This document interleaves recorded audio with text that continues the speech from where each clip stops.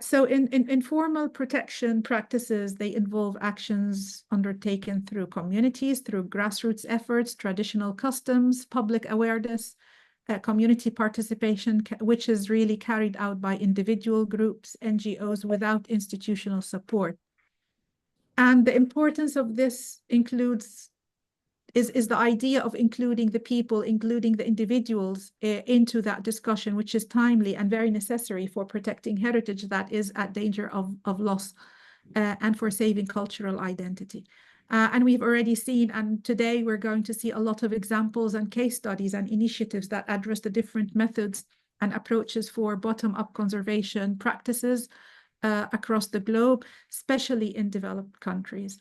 And also we hope to understand the different approaches for informal conservation and safeguarding and how that could impact policy in the future, how can build new frameworks of discussions on the more of the institutional level.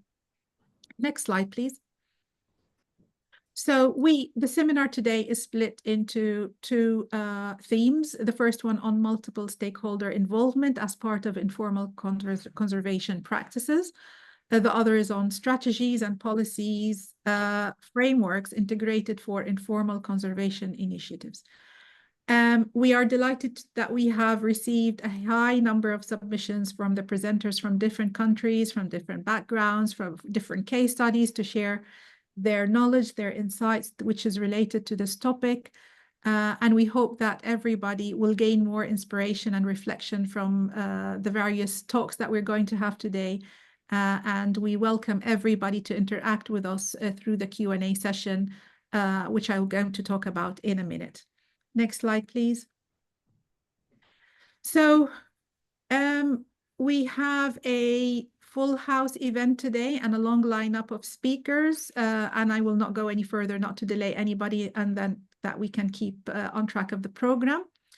As I mentioned, the event today is split into two parts. In the morning, which we're going to start in 5 minutes, we have 5 presentations, and the session will focus on the first track of the work today on multiple stakeholder involvement and understanding the dynamics and the logistics behind that.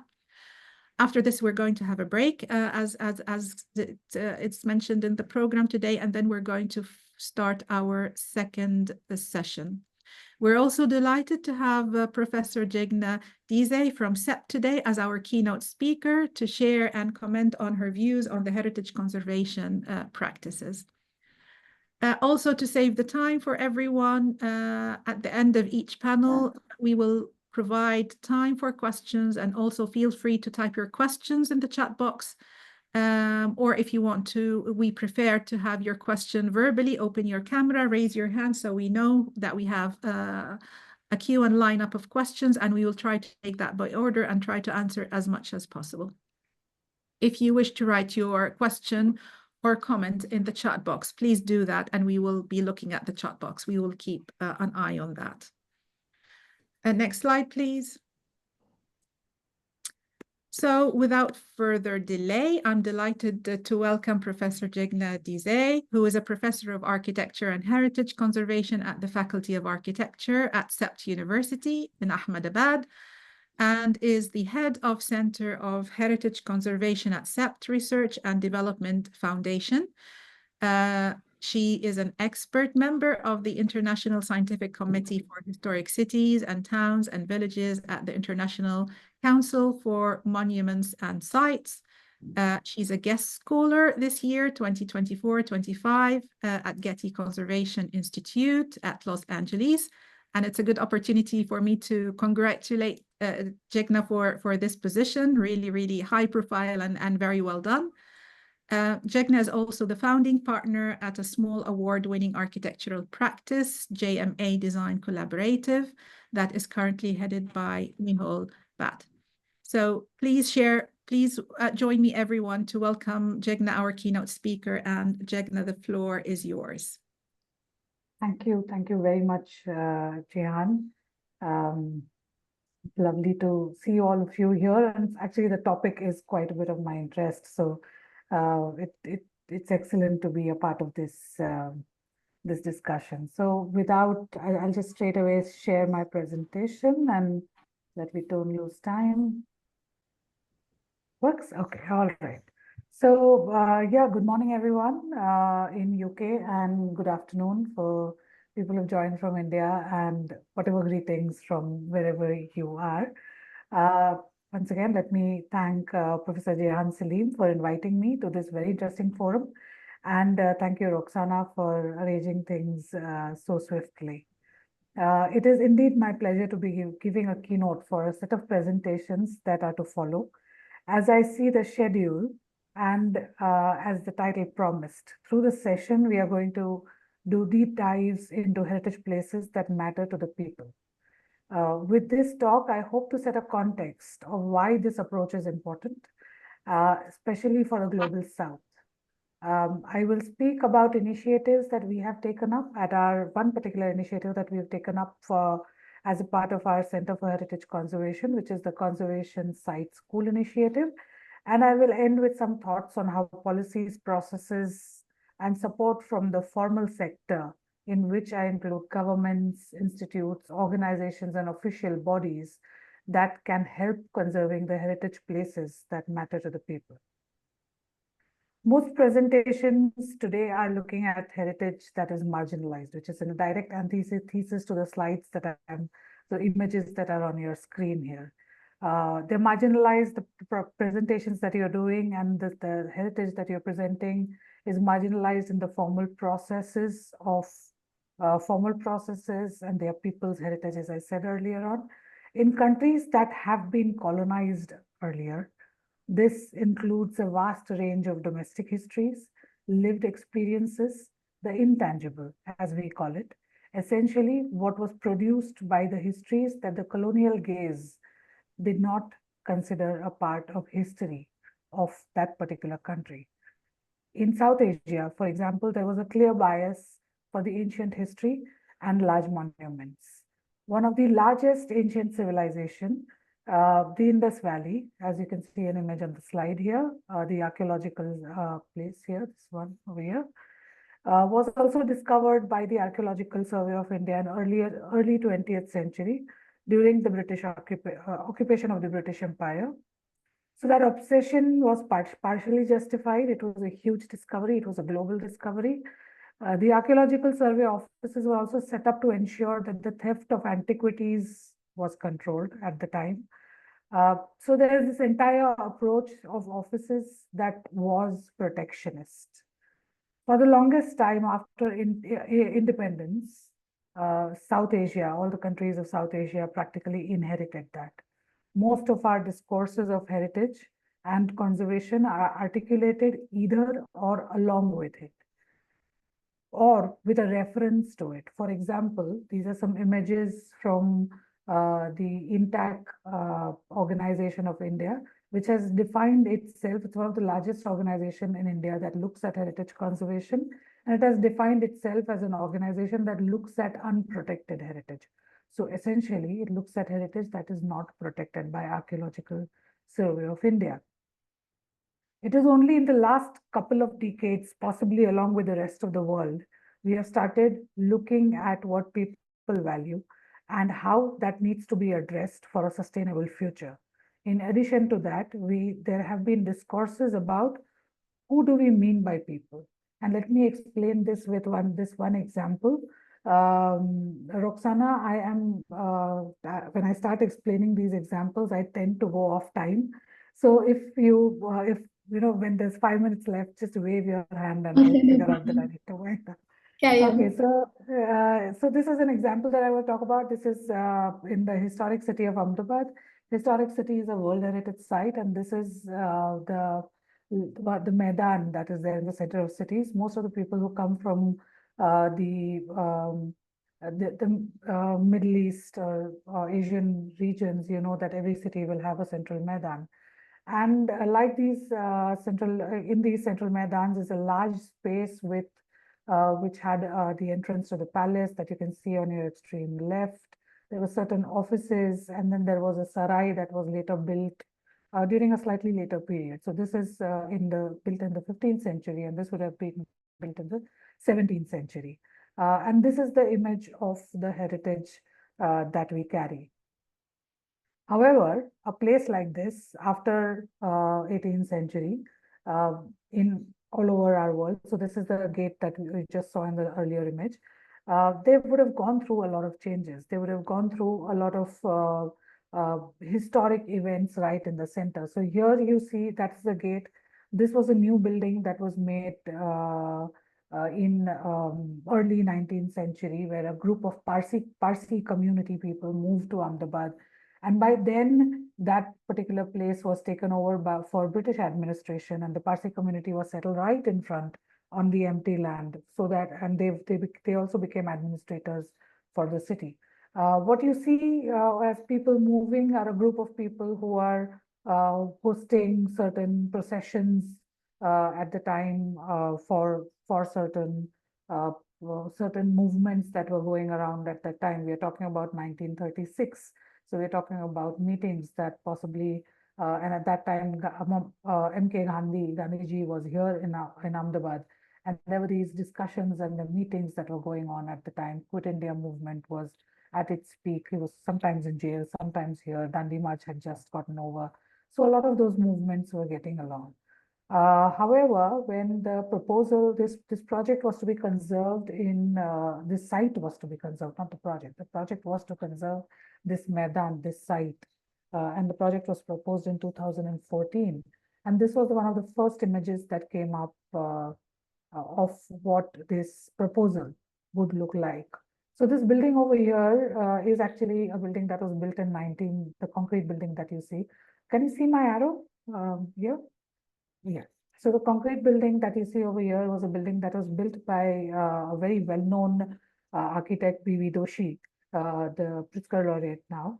And this was built in 1970s, days of an old earlier 60s and 70s was a time where Ahmedabad saw a lot of modernist architecture that was representing a certain kind of progressive movement and a progressive bias of that time. So this building belongs to that time, which is of course still there.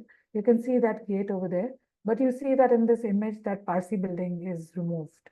You also see that there are a lot of palm trees here. Ahmedabad is dry, it is windy, and it is not closer to ocean. And the palm trees we've tried possibly cannot grow here. So this image was created on the basis of a description by one particular traveler in 17th century who described this place as a large Maidan. He also gave a size of a certain type, and he said that it has fountains, it has citrus trees, it has palm trees, very sorry. It has palm trees being recreated as a part of this proposal. This project was also by B.V. Doshi, so it's also designed by a very well-known architect.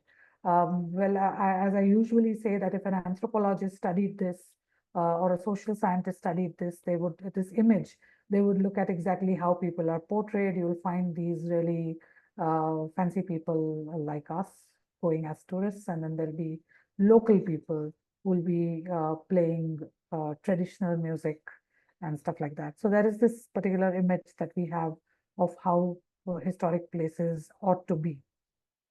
However, this place after the project was over looks like this.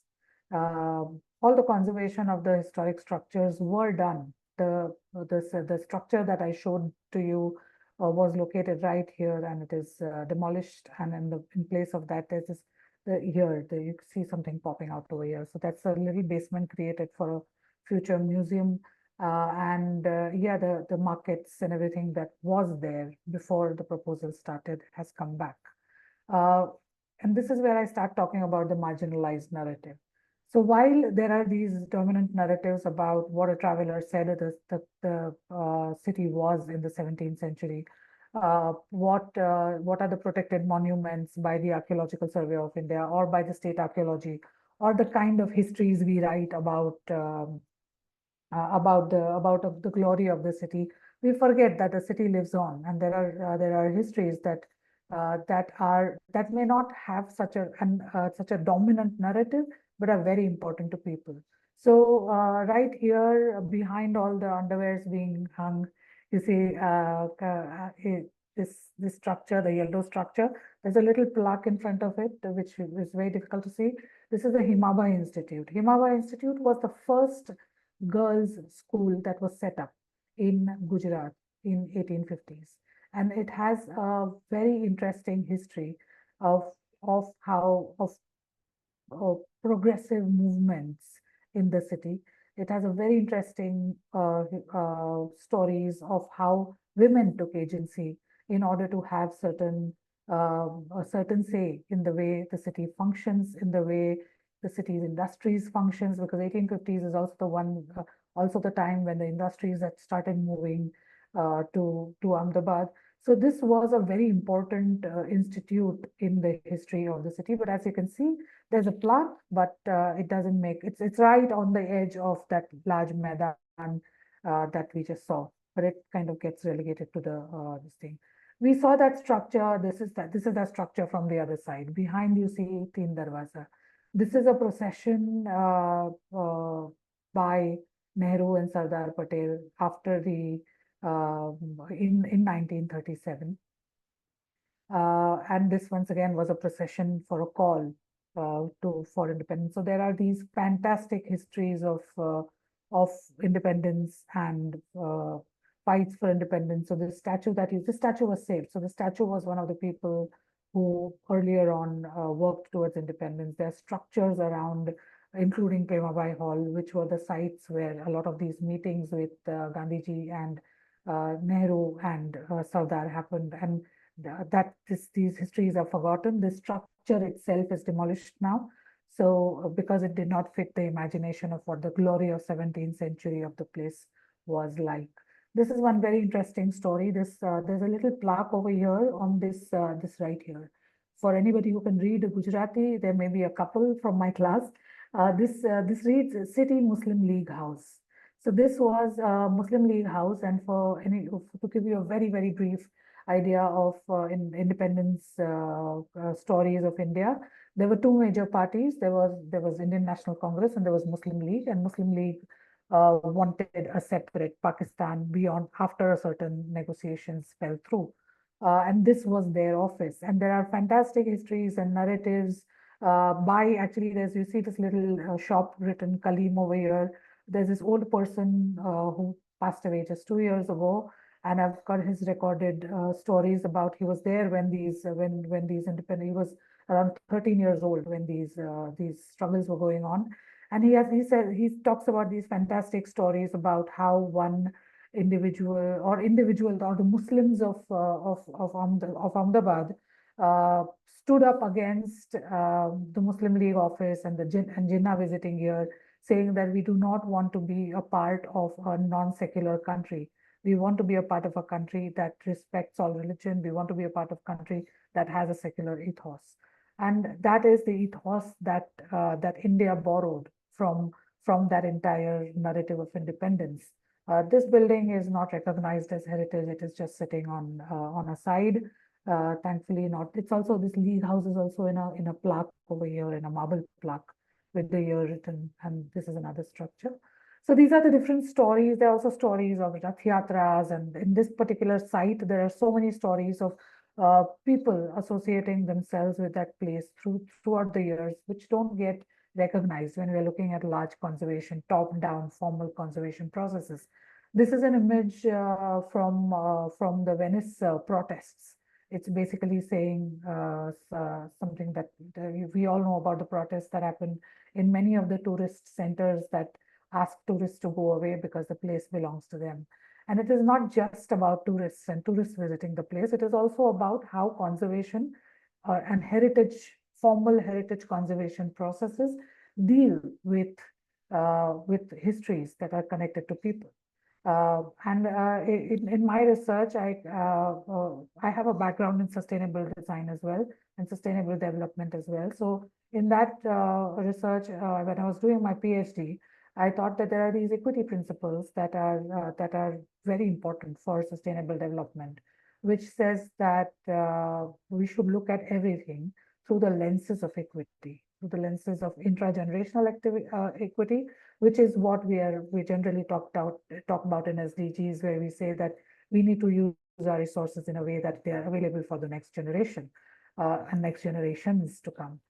So that is the idea of that's the intergenerational equity.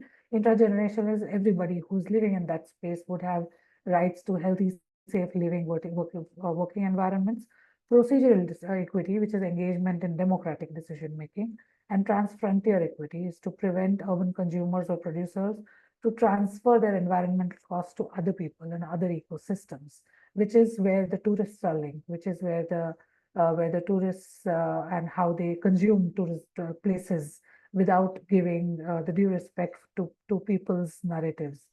Um, when I was kind of doing my research for with reference to sustainable development in historic places, this is how I translated those ideas that what does it mean to conserve in a way that people's sense of place is respected.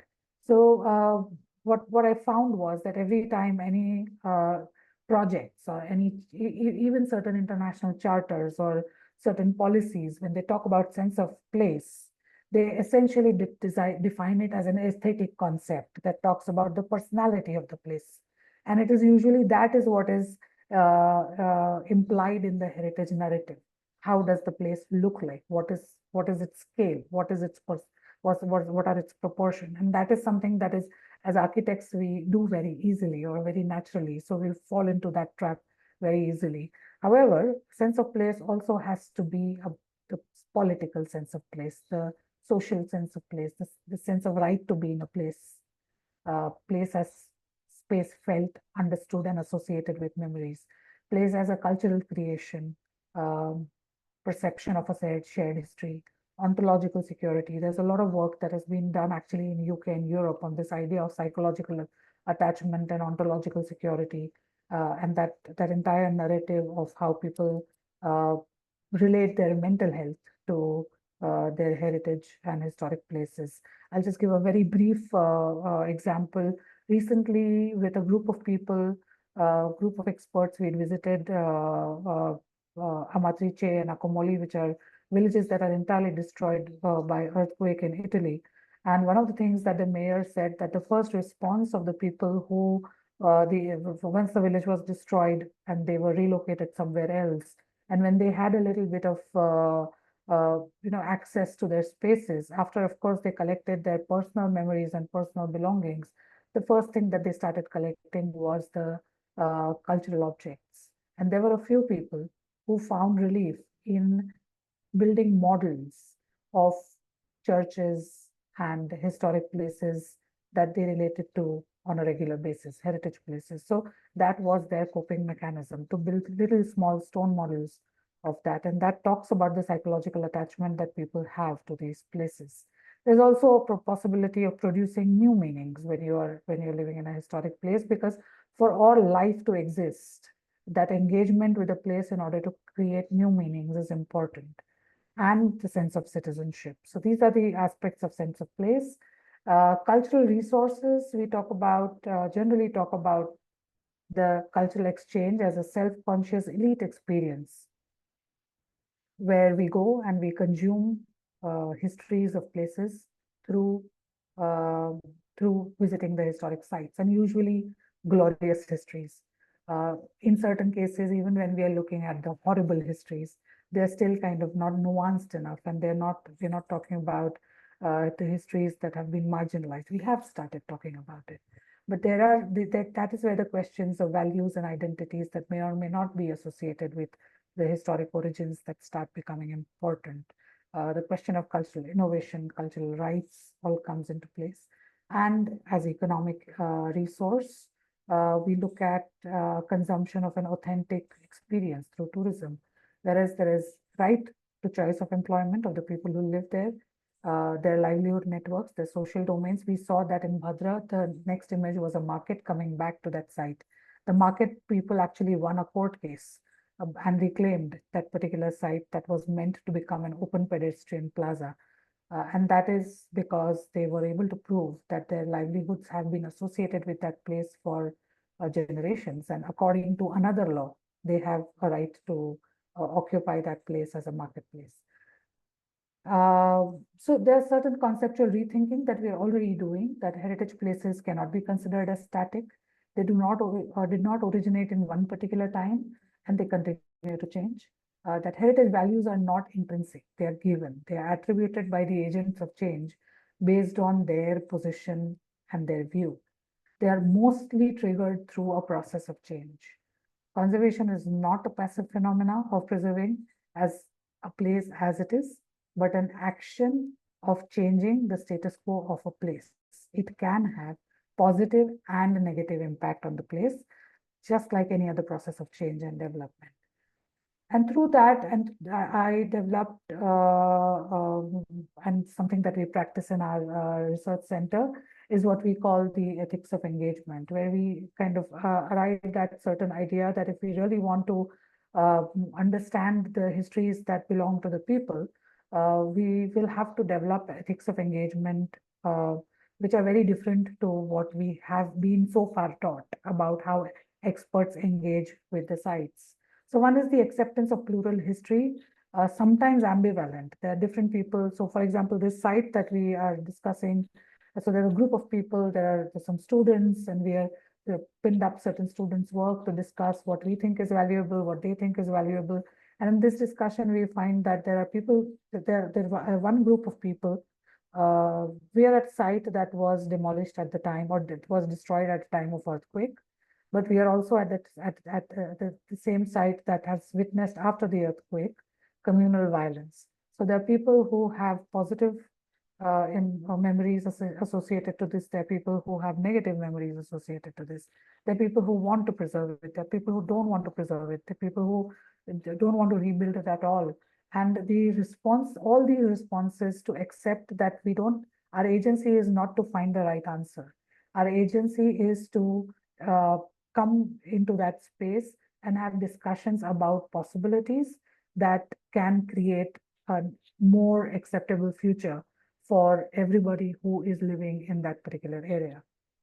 The final decision for this particular site was that we are going to leave the ruins just the way they are, and we're going to create a garden here for people to just come and sit, because I think we just sat in this place for so many times that they just got comfortable sitting in the place and talking.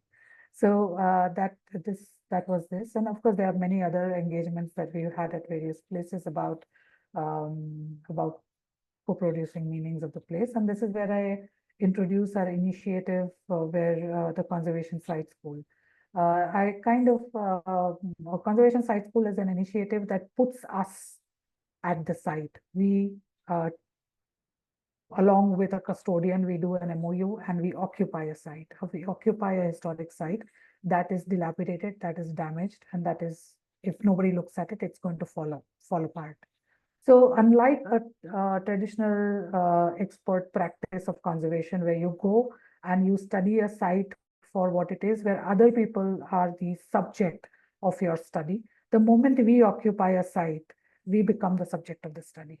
And the gaze is reversed, because everybody who's living there starts asking you questions. They start asking you, why are you here? What is your agency? What will you do to this site? What is the importance of what you're doing? And it's only after we have responded to that gaze, only after we have justified our presence over there, that we are able to take up any action in those sites. So just now we are working with 6 site schools of very different nature. There's one in Ahmedabad, which is our first one, Tangshan Masjid. It's one old wooden masjid that was abandoned after the 1885 riots. Then there are 2 houses in Dharmaj. There is one fortified area in Bhuj, Kutch in Gujarat again. Just a minute. Yeah, sorry.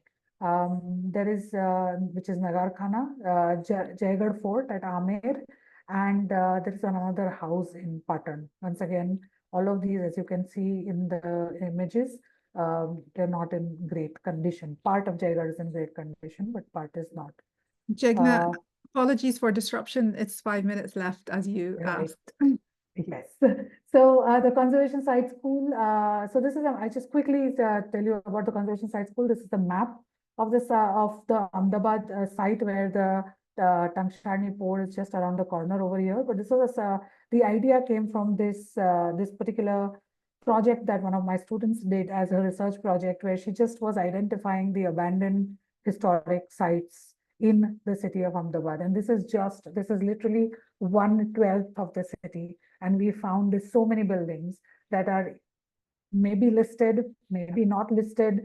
People value it, but are abandoned because nobody knows what to do with them. There is nothing to support them. So this was triggered. This is the first site school. I'll tell you about how we are getting to the formal studies. While we are, so for years, I think it's been 5 years since we started this initiative. And for years, we didn't get any fund, we didn't get any support. But what we did was that we collaborate with the custodians and work with them to and you can see I'll show this. Yes. Okay, so we write these blogs, and as I was saying, that we put them up in sometimes in newspaper, and they have a visibility. Through that, there is this kind of a counter space created. This is there on the website, so I'm not going to get into the detail of it. But there are people who start seeing this place as different from what it was, having certain value, then as that different than others, having certain meaning, and stops becoming a dead negative space. I'm on the last 2 minutes of my slides. There's this, so I'll tell you where these site schools are now and what is the kind of support that we are getting. So in certain cases, the owners have come forward and they are saying that, well, these are disputed sites.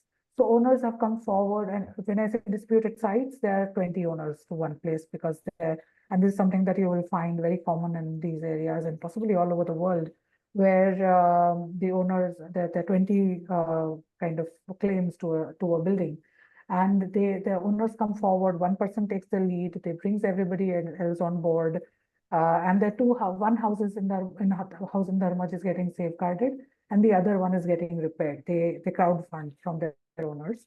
What we are going to in Dharmaj, it has reached a place. Dharmaj is a little town, and there are around 20 such buildings over there. It has reached a place where through these informal processes, there's no government involved. We just take permissions as needed from the local panchayat, so the local council of repairs. It has come to a place that day after tomorrow, we are going to have a meeting with all the owners of these 20 odd buildings that are valuable to discuss, can we come up with a charter? Can we come up with an agreement of what do we want to do with these beautiful wooden buildings that we've inherited. So that is one this thing that is initiative that is happening. In the Tangsharni Por Masjid that I was showing you earlier on, what is happening is that through the government processes, we have got the committee. This is our collaborators are the Sunni Muslim Waqf Committee, and they have got certain funds from the municipal corporation. It's a World Heritage Site. The entire city is a World Heritage Site. And this is, as a part of that, there are certain schemes. So they've been able to avail of a scheme called Transfer of Development Rights, through which they are able to, so they won't demolish, they'll preserve, they won't build high. And the FSI that they've got will be sold in the newer area. And that money will be used to conserve this building. So that is another thing. And there are these couple of other schemes that we are looking at where the government has certain, so we realize that we have to look at various government support. So we have support of state archaeology in certain cases where they will support us just with they will promise that once you've taken care of it, once you've conserved the building, we will make sure that, so that is for the sites that are protected, that they will make sure that they will maintain the site because it is around the protected area. If it is not around the protected area, then you go to the ministry, the local Ministry of Urban Development, and you tell them that, well, we will be this is what is happening over here. Can you at least support us with certain leeways in terms of how we access this place, how we build this place, access to certain kind of fundings, adopt heritage schemes. So for each one of these, we are going to do, we have now access to these different, looking at and plugging into these different schemes. But the biggest promise I think we have is this Dharmaj Heritage Charter, which is where the citizens are going to come together. They're going to agree on what are they going to do with their own buildings, the 20 buildings that they have, and they're going to make that proposal themselves to the local council to say that this is how we want our buildings to be treated, and is it possible to officialize it. So I think that is the process that I would explain, and thank you very much. If there are any questions, happy to answer. Thank you very, very much, Jigna. Really, really lovely and amazing and insightful talk. Really interested about your ideas about what do we mean by marginalized narratives, and that history lives along and it's passed from generation to generation. So how do we keep that history, that heritage, that memory as well, not lost between generations and moving on time, and looking also at what you called of co-producing processes and change with communities. I think this is something very, very important and falls nicely within the scope of what the discussions we're having today, to know more about how can we facilitate that, how can we institutionalize that, how can we bring the voices of the marginalized communities into that mix of heritage safeguarding and somehow, because I think this is where the stick is hung a little bit and we're not able to move as swift as possible as would we expect. So thank you very, very much, Jigna, for your insightful talk. Thank you. I'll stop sharing, yeah. We can have one question while we have the Q&A session at the end. Hopefully, Jigna will stay for the first panel. I will stay for the first right, panel. Okay, so maybe we can move on with the rest of the talks and then we can take all the questions at the end. So we are on time. Thank you very much, Jigna, once again. So we move to our first track on multiple stakeholder involvement. As I mentioned in my introduction, we have 5 speakers. Really excited to hear all the talks today in both tracks. But we'll start with the first one. Al Mahmoud, are you here? Yeah. Am I audible? So can you please share your screen? Yeah. So the title of your presentation today is In Making of a Collective Memory, Lost Cinema Halls of Bangladesh as Cultural Spaces.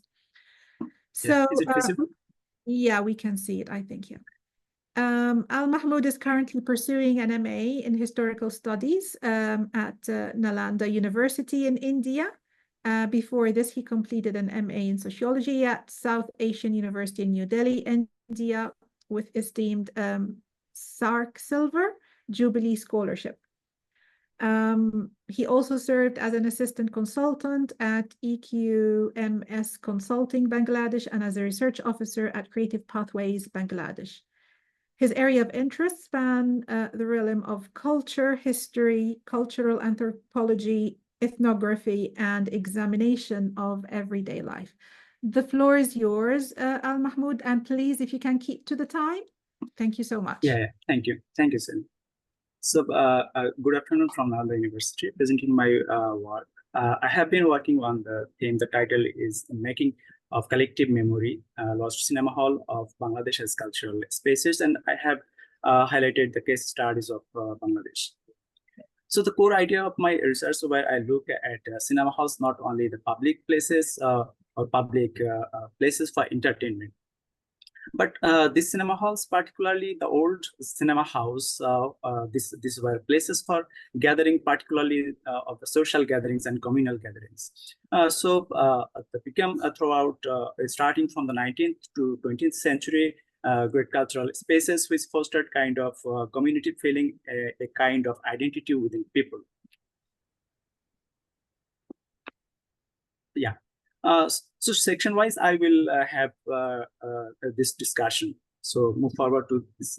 Now coming to the first section, which is mostly deals with the background of the study. This background is divided into 3 parts, where I have discussed.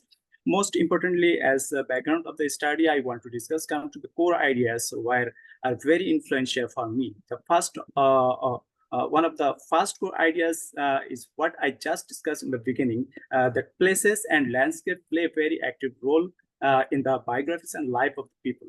So binding peoples and generating generations together, while at the same time create stories. So we not only should understand the tangibility of the places, but also to understand the emotions connected with the places and spaces. Second core ideas which I already discussed in cinema halls are not only entertainment place, but they are very important markers also of cultural development.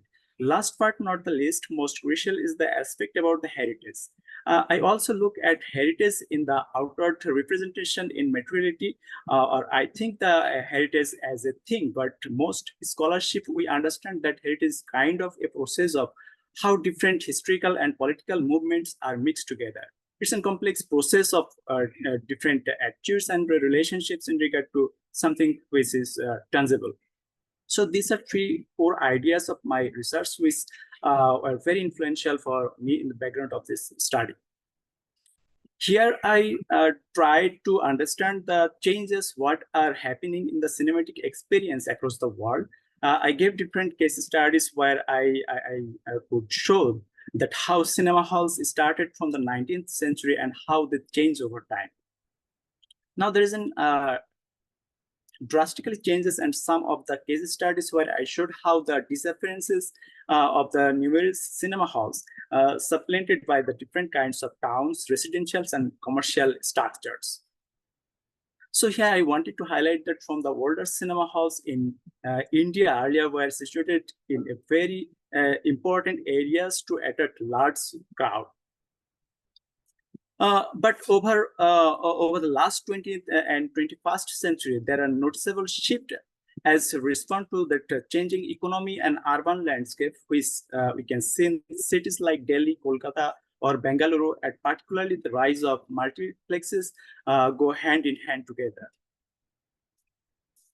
On the basis of previous research work, scope of my research to understand the same situation in context of Bangladesh, after discussing all these global cinemas, as well as drawing attention to the case of India, it can be remarked that it is not a basic ethnography documentation of what people have perceived about the cinema hall. The study is on way looks into the cinema halls as a cultural space, but not constant. In this study, understand with the changing times, the meaning of the cultural space is also changing. Is the cinema halls open to that changes, or are they becoming a victim of the mindless globalization processes? Another scope of present research is oriented to capture some of the devastating losses that cultural spaces such as cinema hall in an emerging economy like Bangladesh are facing. With the background in this section with various ethnographic account, present research has made a certain abstraction deriving from the various ethnographic account collected during fieldworks in the cities and towns of Bangladesh. I have collected the data in two ways. Firstly, the data of three cinema halls, changing conditions, which is Dhaka, Jashore, and Khulna. Also, I have collected ethnographic data and trying to capture the changing perception of the cinema halls in three different cities in Bangladesh as personal observation. I have also interviewed with the consent of people and participants from the three different cities with the different age group also, understand how they feel and what kind of emotions about the cinema halls, which will be revealed in the course of the study. And along with this, I have few secondary data also relevant to news articles, newspapers, and relevant sources. A total capturing history of three different cinema halls. The cinema halls are different kind of situation. Like Dhaka is a metropolis, where Khulna and Jashore are like town. So they're changing perspectives in 19th to 20th century, how things started and how things is changing. Though Mukul is also the oldest cinema hall in Bangladesh, it starts delayed in respect to Kolkata, Bombay, or Lahore. But the early 1950s, Mukul Cinema Hall played significant role for the political landscape, mainly. When Ullashini Cinema Hall started, it was not for the intellectuals. It had very different kind of entertainment purpose for the jute mill workers, whereas for the Dhaka targeted audience were completely different. Also targeted audience in difference for the Jashore case. Here I have tried to show the different scope and different context how cinema halls are emerging in 20th century in Bangladesh and what has been their fate in 21st century. That mostly gives a narrative of the historical idea about the cinema halls and difference which are revealed and what kind of things they motivated mostly. So throughout this section, I tried to capture this kind of feeling. Before going to the ethnographic data to understand what are impact and how they relate to political changing situation pre-independence, which is East Pakistan era, and later on the Bangladesh era. How the cinema industry is related, only then we can understand the ethnographic data. Pre-independence, after 1952 language movement, which is decrease the influence of Urdu films, and post-independence cinematic realm changes with that nationalistic sentiment from the early 70s. But things were changed with the emergence of Islamic fundamentalists in early 90s, as well as obscenity. I tried to find out where the first question was, the cinema hall are heritage for you.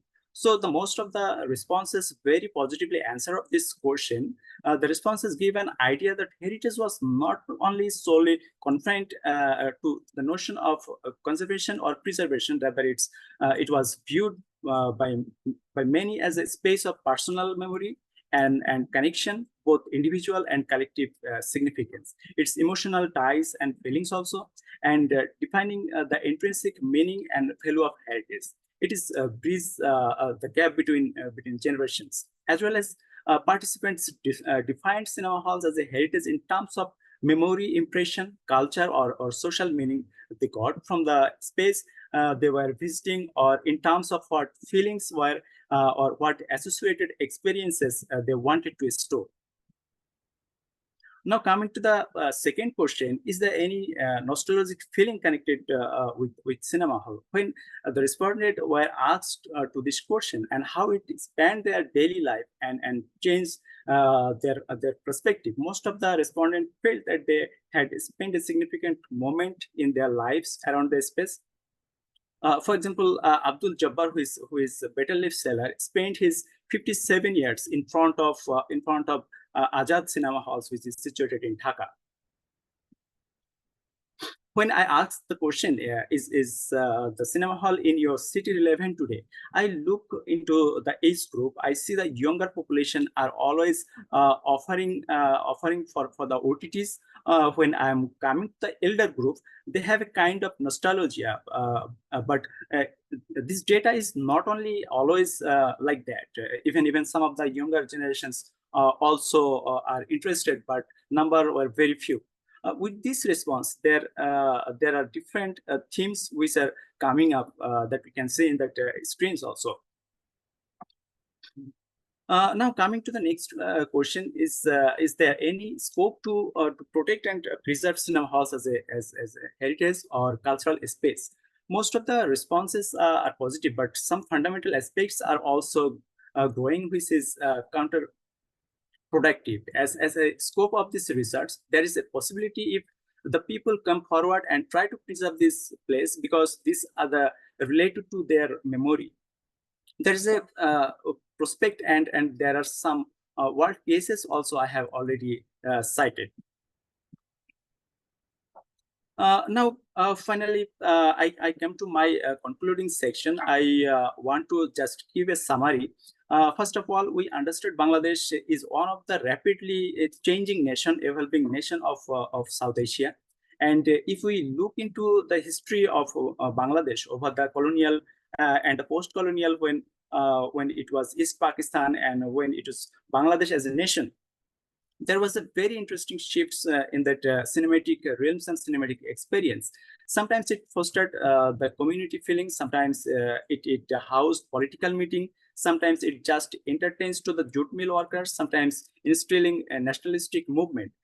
So there were different kinds of scenario over the British to East Pakistan to Bangladesh, what we can see if we take in depth study. But coming to more specific question, my research found that the 21st century, that different kind of economic challenges and urban spaces changes which are coming in the metropolis as well as towns like Joshua and Khulna also. As a response to this, I found that the old cinema houses are rapidly transforming, coming to the question, not only the culture, but also economic profit also. So this old cinema halls is either being transformed into the multiplexes or they're closing down. So if we really do this, people don't want to use that big spaces or maintain that big spaces. And the rise of consumer visuals as well as consumer culture through the OTT platforms. I just want to give one last example of the Gulistan was one of the most prominent. Yeah. Left. Okay.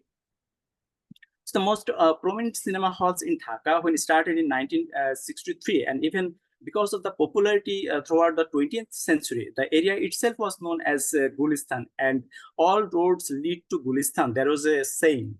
But it was demolished in 2005, and in case of the World Cinema House, a multiplexes was built, and you can see the changing picture from 2010 to 2023, which was totally shifted. And rather than preserving, it has given a kind of universal look to shopping malls, and it has lost its own originality and identity.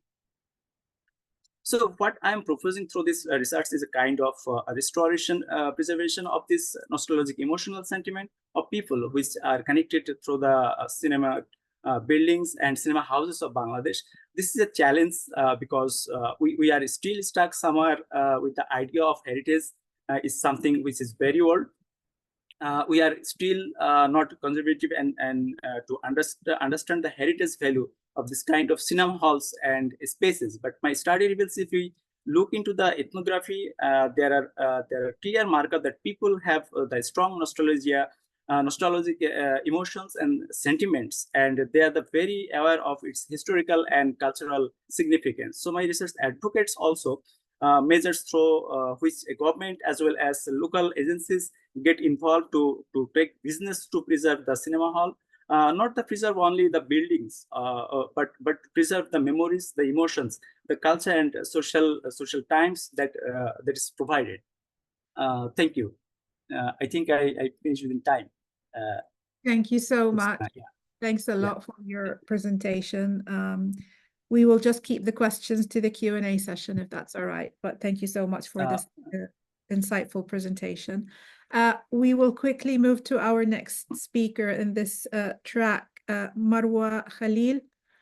Hi, Marwa. Lovely to see you. Can you share your screen, please, until while I'm reading your bio? So Marwa's presentation today is titled "The Connection of Local Community and Vernacular Earthen Heritage and its Impact on its Sustainability, the case study of New Gorna Village and Siwa Oasis." Marwa is a PhD student at the University Polytechnic de Catalonia in Barcelona, Spain.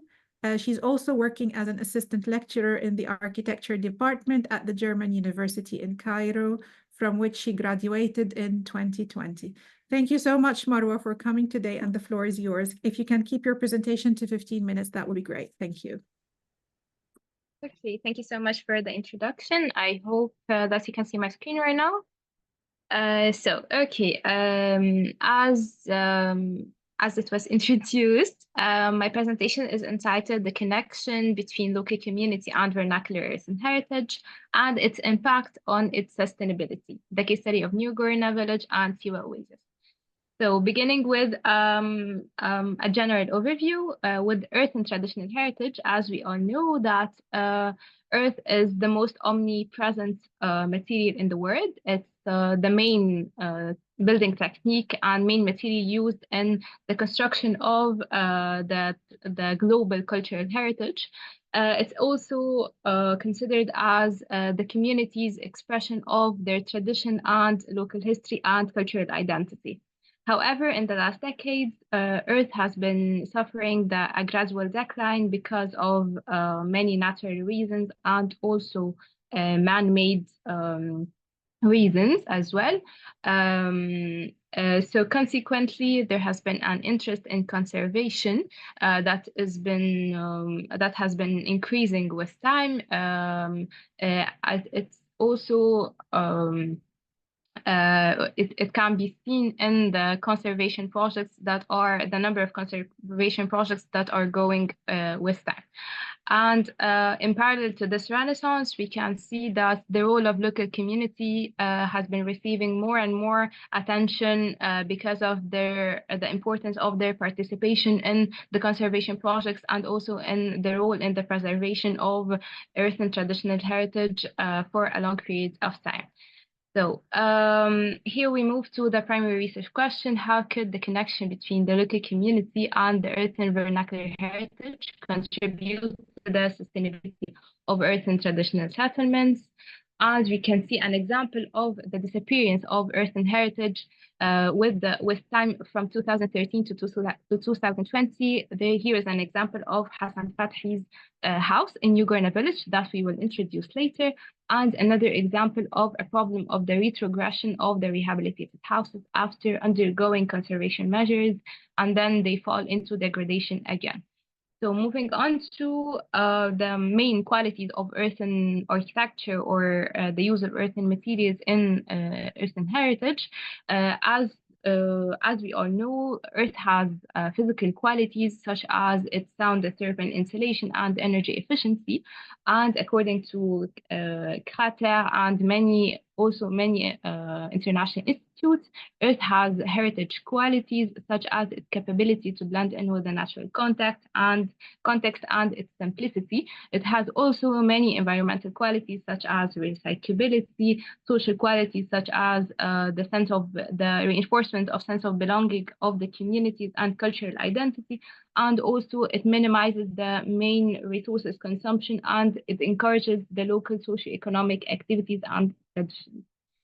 So the main reasons of earthen deterioration, it can be said that the main natural reasons, such as the presence of water or the threat of water, and the natural phenomena such as the strong winds, the flood, and earthquakes.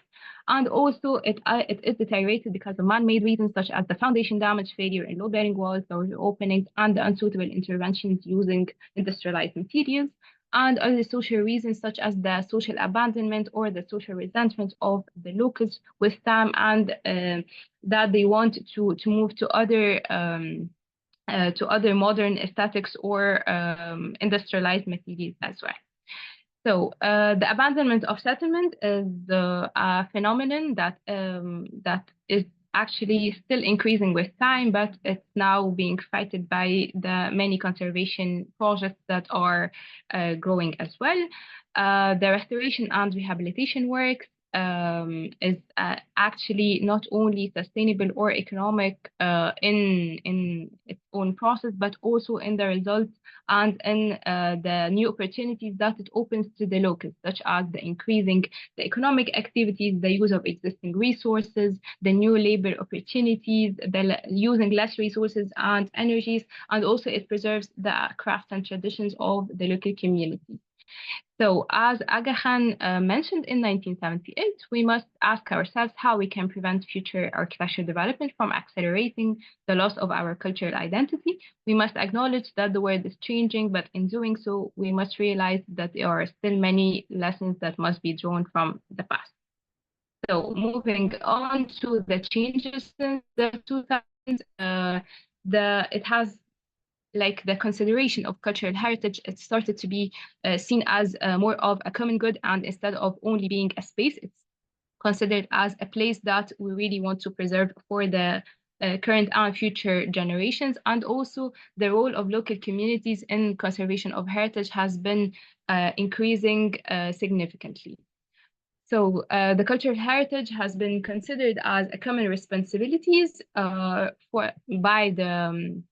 by many churches and institutions, such as the World Heritage Convention, Bora Charter, Convention on the Value of Cultural Heritage for Society, the Faro Convention, and the Delhi Declaration on Heritage and Democracy. So the benefits of the link between the local communities and the heritage assets, it has a vital role in improving the long-term sustainability of earth and heritage, the knowing the community or the best to know the best method to preserve and deal with intangible values, determine the significance of cultural heritage, ensure the fulfillment of their needs by the conservation projects, promoting the conservation projects for later, and transferring knowledge among the generations and the awareness of the significance of their cultural heritage. So moving on, so how does the local community can contribute in the conservation of heritage? They can participate in the decision making, being involved in the conservation process, revitalize the conserved assets, reuse the conserved asset or regularly maintain it afterwards, and also minimize the conflicts between the interested parties. So moving on to the two case studies that are located in Egypt, as expected. The first one is New Gourna. It's located in Luxor in Upper Egypt in the south. And Siwa Oasis, it's one of the main 5 oases in the western desert of Egypt. So the first one is New Gourna village. It's the village designed and built between the 1946 and 1952 by the famous architect Hassan Fathi. It was built with the intention of reallocating the community of Old Gourna from the tombs of Thebes into the New Gourna, into a brand new village designed only for them. So here is an overview of the village. It's considered as one of the main chefs-d'œuvre, as we say in French.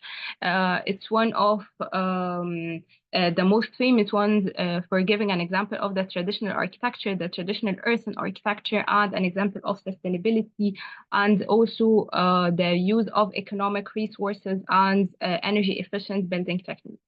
So here we can see an example of the house.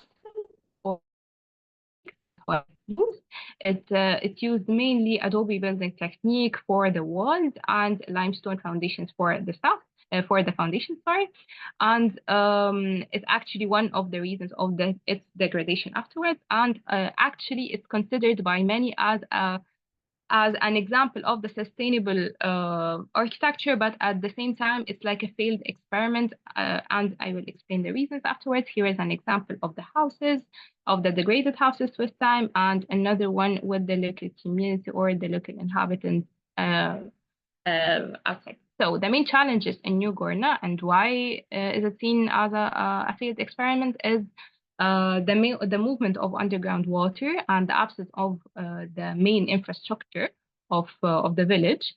Accordingly, because of the social resistance and how the locals actually hated the village in the beginning, the absence of maintenance, of regular maintenance by the locals and by the official institutions is kind of expected as well. And for that, they try to do informal conservation measures to be able to adapt the original houses to their own needs. So as you can see here, it's an example of closing the arches, the adobe arches with actually red bricks, and then changing the function of the space that was originally intended. And another one is repairing the cracks of the walls using cement used plaster to be able to instead of rebuilding it or using mud plaster to maintain it. Another example of using red bricks in creation of a bathroom and also in vertical expansion of their houses. So in opposition to what we expect, 78% of the community of New Gourna, according to the statistics, they actually want to remain in New Gourna. But however, 50% only are aware of the significance of Hassan Fathi's work. As one of them said, rebuilt with the spirit of Hassan Fathi, but not of Hassan Fathi. They're actually more connected with the homes or their place instead of the material or the style of architecture. So here is an overview of the history of conservation efforts along the years to save the village, and actually that led to the ongoing project by EQI that's called.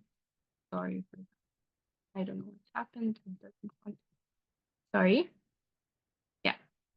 Safeguarding project of Hassan Fathi's New Gourna project. It's actually divided into 3 phases, and then we're going to focus on only one building of the first phase.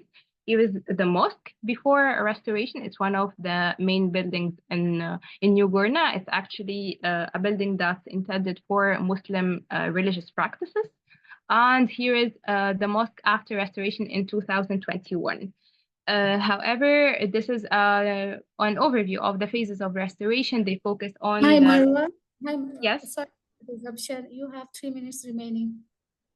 3 minutes. Okay, then I'm gonna go very Yeah, please. fast to the other one.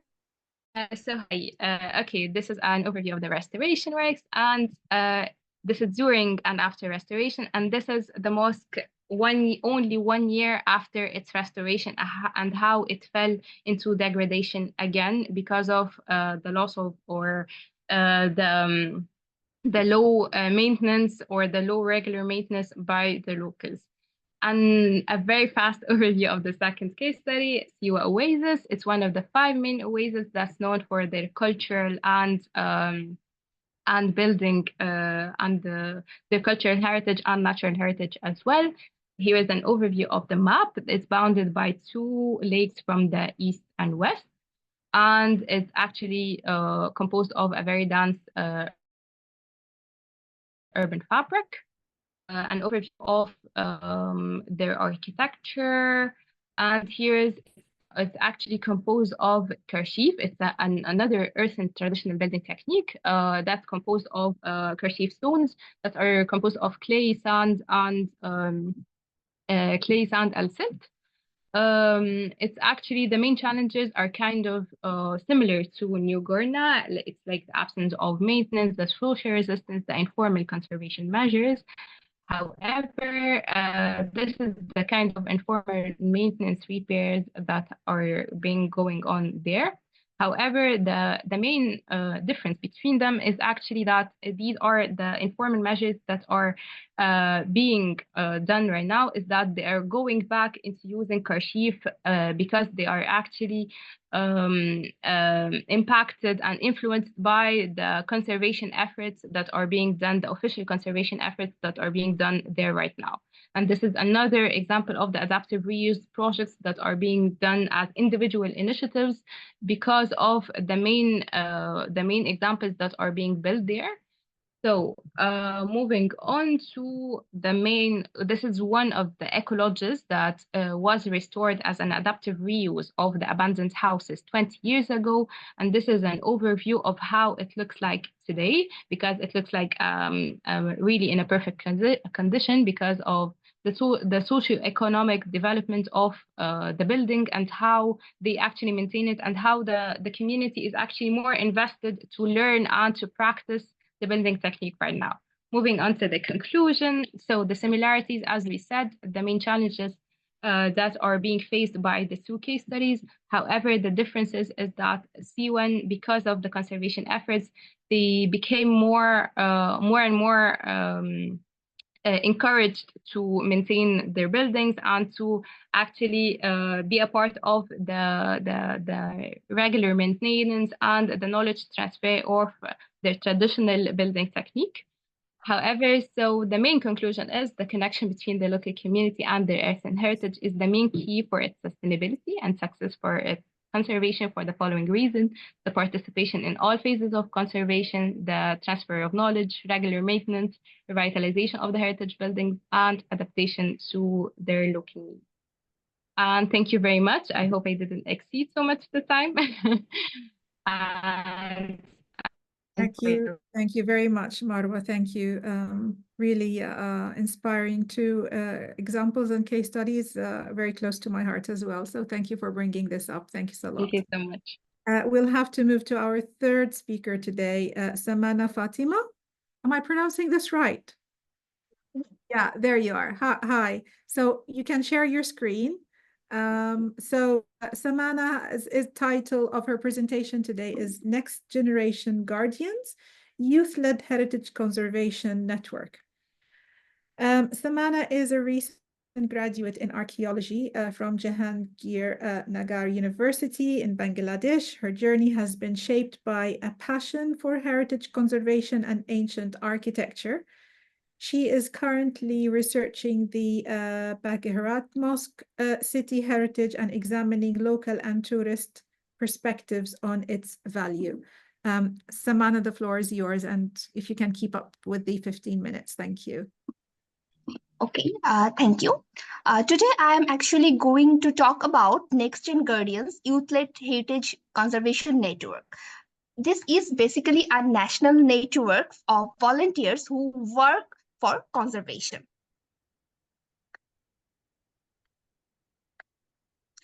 So, Bangladesh, located in South Asia, boasts a rich archaeological heritage that spans thousands of years. The archaeological heritage in my country reflects a blend of ancient Hindu, Buddhist, and Islamic cultures, as well as colonial influence. From 3rd century BC urban settlement like Mahasthangarh to Indo-Saracenic 19th century palace, from 18th century monastic complex like Sompur Bihara to the great mosque city of Ulugh Khan Jahan, known as Bagherhat Mosque City. We have it all. But the problem arises when we are looking about the conservations of this heritage. So in this presentation, I am actually introducing a novel idea about what we can do to engage the communities in this conservation process. In the conservation process in our country, we face a lot of obstacles. The first obstacle we face is deposition of salt. A lot of our heritage sites is actually located very close to the Bay of Bengal, and that's the reason a lot of salt deposition occurs. In the screen, you can see the left image. It is an image of Chunakhola Mosque, which is a part of the mosque city Bagherhat, which is actually a World Heritage Site declared by UNESCO. On the screen, you can see that there's a lot of salt deposition, the white parts on the exterior of the mosque. And this is a natural occurrence, but without this, we actually have another very big problem. That is, we are not able to maintain the buffer zone of our heritage sites. We are almost 180 million people living in 55,000 miles. In this reason, we can't actually able to maintain the boundaries. And there are several incidents where very important heritage sites has been completely destroyed just to create some new buildings. To solve this problem, we actually have a good approach that's to engage the community. If the community surrounding these places are engaged in the conservation process, they will automatically become the protector of those sites, because government policies are actually not enough in our country. We have 450 plus officially recognized heritage sites, but we only get 0.01% of our total budget to conserve these places. That's why if we focus into a more community-based approach, we will actually be able to conserve these places. The core idea of my plan is to create a national volunteer network by recruiting school and college students. You may ask that why school and college students but not young professionals? Because if we are able to engage school and college students, and when they will grow up, automatically a conscious community will be created surrounding the sites. As at first we will create some local volunteers networks, and eventually we will create a national network. Our goal is to recruit at least 10,000 volunteers nationwide over the next 5 years. And the most interesting part of this network is we will have a very prominent online presence. When tourists visit our sites, especially in Bangladesh, the first problem they face is there are no proper guidance. Though there are some agencies who actually provide guides, but mostly those are for commercial purposes. So in our network, the volunteers will be trained by professionals to provide guided tours, and they will be actually aware of the history and heritage value of the sites. On the screen, you can see that volunteers are working on various sites. This site is Puthia Temple, and the two photos that are in the lower part, they are in Vikrampur Bihara in Munshiganj. They are participating in the conservation process of the site. The next thing which our volunteers do is documentation. In our country, we face a problem of not having good quality photos of sites. There are several times, especially in research works, when we need good quality photos for references. But if we look up online, there are no photos, or even if we found some, there are no proper actual references. So our network will provide good quality photos or documentation of those sites. And if someone inside the online, and they can easily find that. The next thing our volunteers will do is site cleaning. Though government have employed a lot of employees for this site cleaning purposes, but they are not enough. So our volunteers will create each week an event for site cleaning, and temporary volunteers, and if some other people want to involve, they can also engage. And lastly, they will be engaged into minor repairs. Though heated sites actually needs very good quality repairing knowledge, but very few minor repairs can also be done by the students. For example, the repairs that surrounding the wall or the other places. The main idea of our network is to create an online presence. At first, we have developed a website, and in this website, we generally upload the volunteer facilities and work updates from time to time. Our website will be developed in future, and we will add a option where people can donate their money for conservation purposes. As in our country, we severely face budget issues while conserving sites. So if someone wants to engage into the conservation of a particular site, they can easily engage by our site. And they can also request for tubes.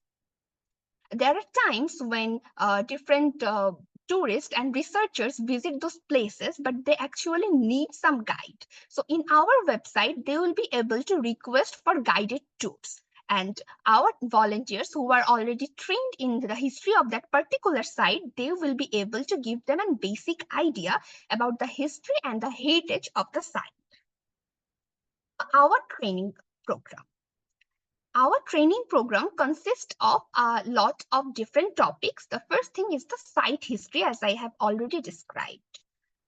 Those site histories always have different type of narratives. And especially in our country, when we are talking about religious sites, for example, mosques and temples or monasteries, several different versions of the histories are available. Some of them are myth, some of them are reality.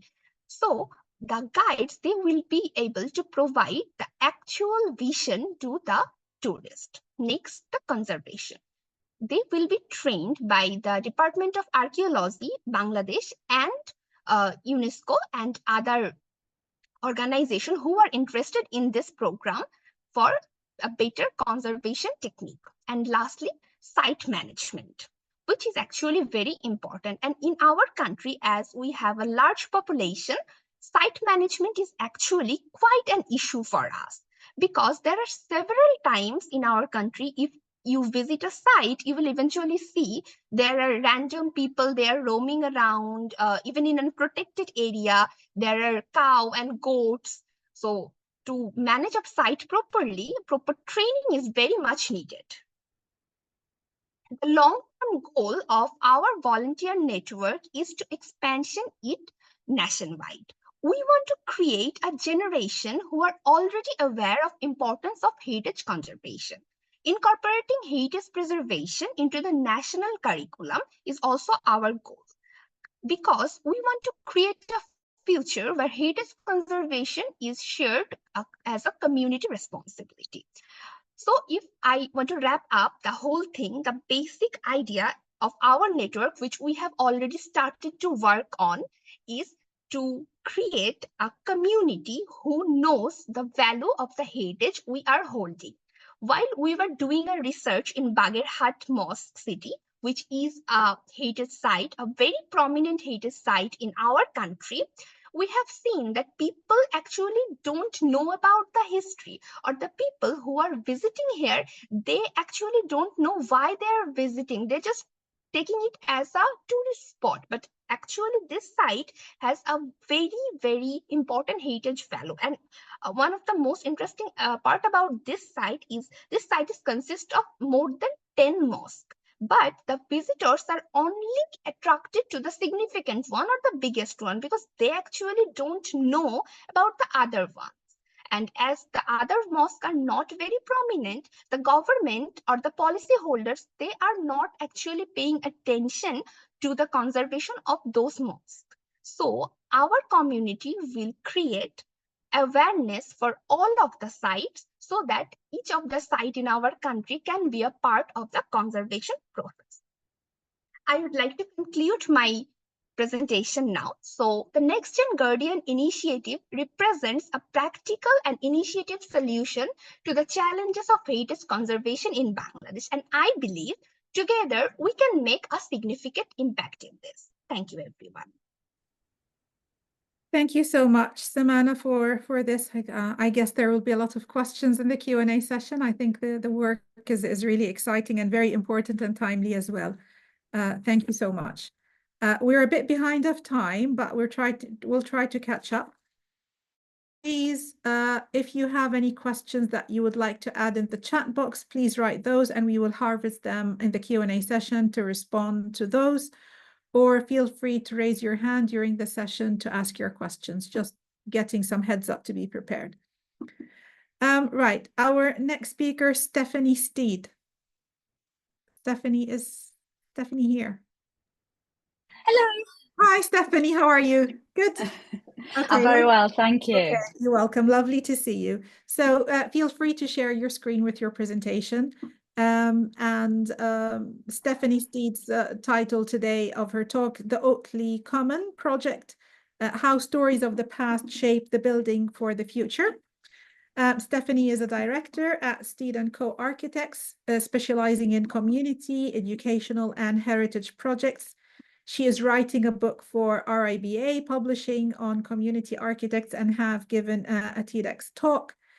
She was awarded an MBE for services to construction and architecture in 2019's New Year's Honors.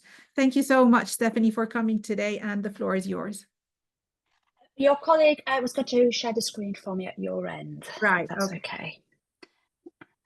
Thank you. Let me get my timer going. Oh, now I've lost you. Right. Hello. Thank you so much for inviting me to speak today, and thank you for such a great introduction. So next slide, please. Super, thank you. So I'm here to respond to the question posed by this conference, which I won't repeat here, but it's rather long-winded. And I've highlighted here the unofficial engagement, and I think it's something that all the previous speakers seem to have reflected upon quite a lot here, in that my view engagement should be an official part of the process, whilst the process themselves may be informal. So often heritage professionals refer to social heritage as relating to the people who may have lived there or significant to a building at a specific time. So it's usually, certainly in the case in the UK, where it's Lord someone or other built some classical hall by some famous classical man in 1785 or something or other. And that then inspired other spectacular classical places. And indeed, I sat through an RIBA conservation talk just last week that put forward that this is the case of what heritage social value is. Whilst I acknowledge that this is important, understanding how heritage assets impact actual people is crucial to fostering identity and support for conservation works, which I think has been wonderfully described over the course of this morning. And so what I've done here is just kind of developed a bit of a framework that just helps to explain how community involvement can actually directly lead to the development of the place in question. And the architect plays a role here by collecting the community stories. And it is these stories that are gathered through informal means and are integrated into the design and planning process. So whilst it's all very compliant and it's all these kind of dull but important things, it really starts to resonate with the community heritage. And this approach then fits in where you've got in the centre, you have the heritage assets, place, space, whatever that might be, community participation surrounding that, feeding into it, which then fits within a wider business plan and economic framework leading to a sustainable future. Next slide, please. So Oatley Common as the project is, I'm going to try and illustrate this with. So Otley is a small market town just north of Leeds in Yorkshire in the UK. And the Methodist Church at the moment is being acquired through the local community through community shares in order to create a new hub for the town. So since the church is being bought and owned by the town, it's important that they have an emotional buy-in as well. So very briefly, the church was built in 1875 by Edward Taylor and is Grade 2 listed. Taylor also built the York Theatre Royal, which is Grade 2 star listed, and the Wesley Hall next door to this, which is outside this photograph, was built by Danby and Simpson in 1907. Methodism in Otley dates back to 1755 or so, with John Wesley frequently preaching in the town, so it's quite unusual in that respect. And this church is in fact the fourth Methodist church in the town as the congregation grew. This church was built for 1,000 as Sunday school space for 200 children. The congregation now is sadly only 40, hence why the building's being sold. In a rather wonderfully circular fashion, a building that was built for community gathering, work, learning and entertainment is being reinvigorated to deliver exactly the same thing, and rather even more wonderfully with the Methodist blessings as well. Next slide, please. So very quickly, as I'm very aware, very conscious of time, here is just some photos of the building. So the main worship on the left-hand side is a two-tier chapel with quite a formidable pulpit. And on the right-hand side, just at the top, you can see that's the Sunday school building that's connected. The building itself is made up of 5 separate halls all tied together. And these buildings near the bottom is the Wesley Hall next door. Next slide, please. I won't linger too much on this slide, but I just wanted to include it here to demonstrate the sheer size of the building. So this is the centre of Otley, and highlighted there is the amount of space that the Otley Methodist Church takes up. So the loss of this building to developers, other than the local community, would be devastating to the urban fabric of the town, never mind the loss of a heritage building with quite an interesting backstory. Next slide, please. And again, this is part of our vision. This is the reinvention of the parlour, which is one of the smaller halls to the rear of the church. This is where the chaps went after the service. It was men only. Not sure what the ladies were doing, probably, you know, running around the place trying to cook Sunday lunch. This was a purely men only space. And instead we're converting the parlour into a new parlour, so into a new co-working space for the town.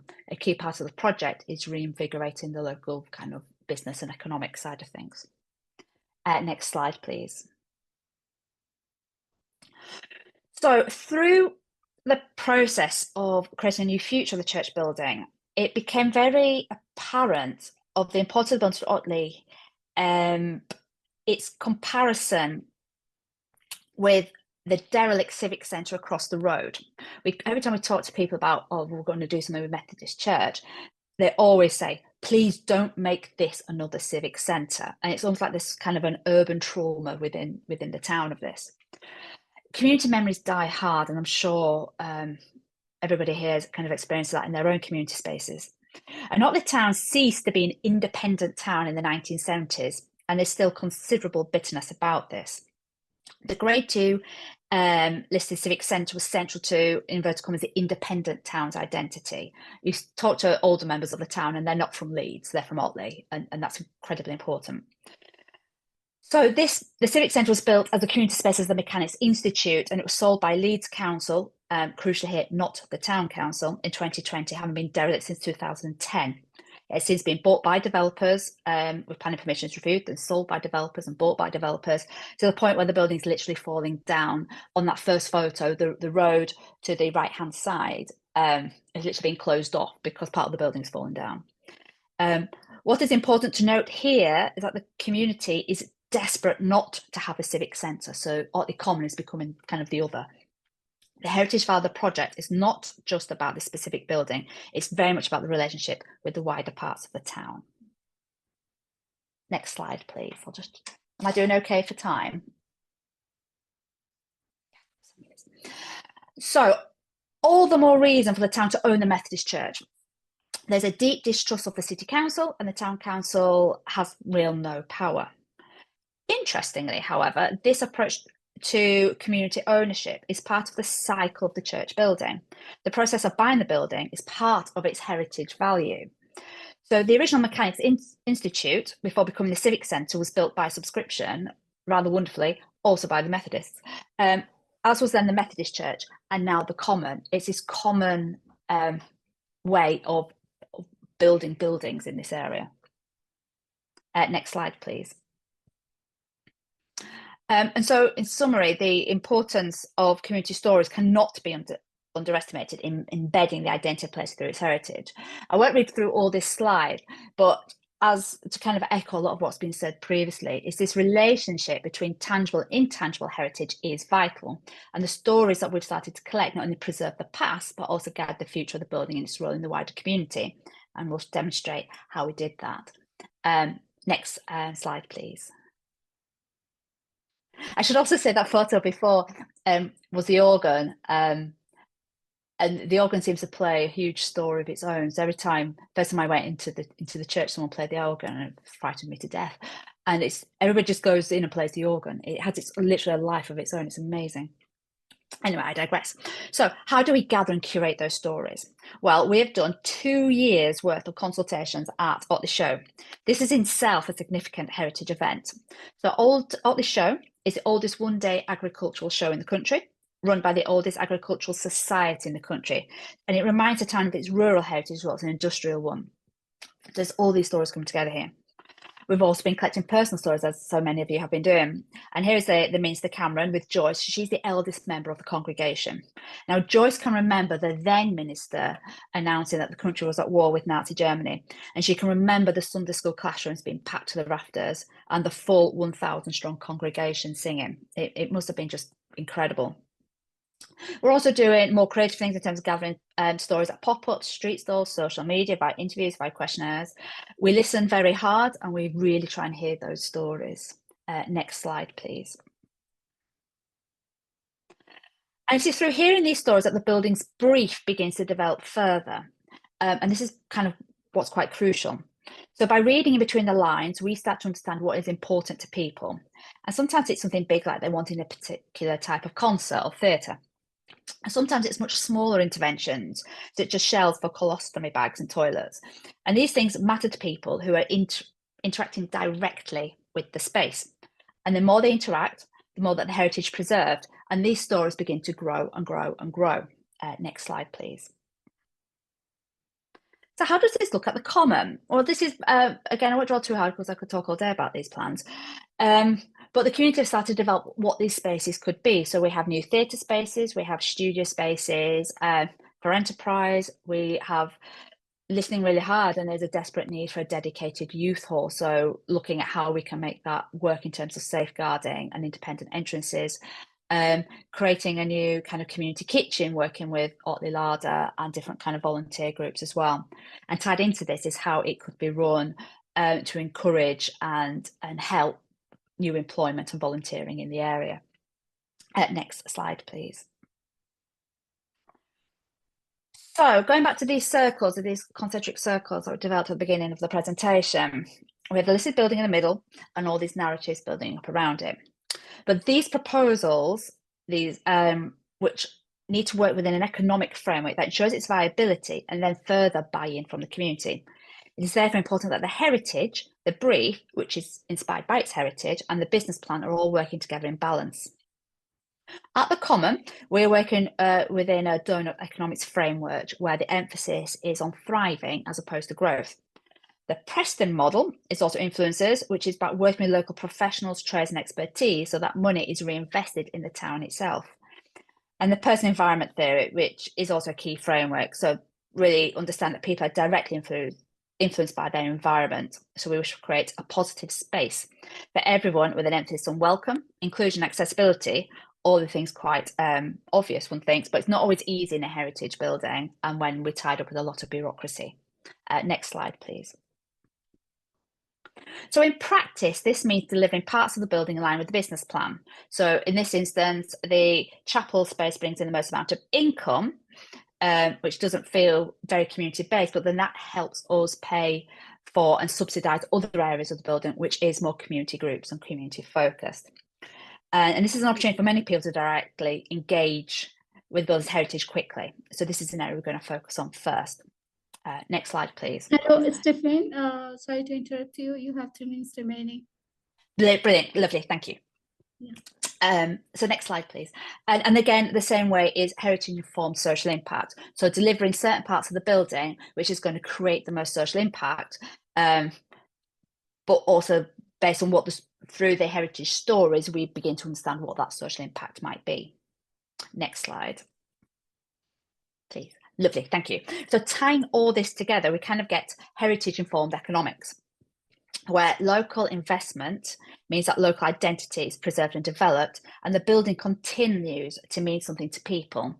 So here, how whilst that's great in theory, how we've done this at the Common is we're doing a community share offer with a share mark. We have community grant funding. We are looking at very specific budget allocations, and there's a very comprehensive and tested business plan. Oh my goodness, have we jumped through hoops with this business plan? Next slide, please. And focusing on local expertise, especially craft and trade, which means that the skills are developed locally and there's also shared knowledge. And it's also forms part of the stories as well. So we're showing around the electrician who was a scout there, for example. We're showing out the plumber whose mother got married there. And so even the people working on the building are invested within the heritage of that building. They have their own stories and they care, and that's pretty crucial. Next slide, please. Volunteer engagement. Back one. Oh, we jumped a few. You can keep it on that side, be fine. So volunteer engagement, which is again crucial. I think we've all, across all the presentations we've heard so far, volunteers are crucial to this, and they bring their own stories and help foster a local connection with the church through their time, and they also have good intel. And then finally, community reinvestment. So the building itself becomes part of a circular economy. So reinvesting in local identity and culture. And as that evolves, generations change, and it continues to evolve ever since the church was established in the 1870s. And then finally, on the next slide.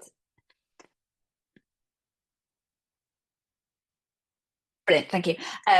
So just finishing on procurement, which in theory is not the most exciting topic, but understanding how we can consider how these things are procured really helps, again, embed heritage and its local identity.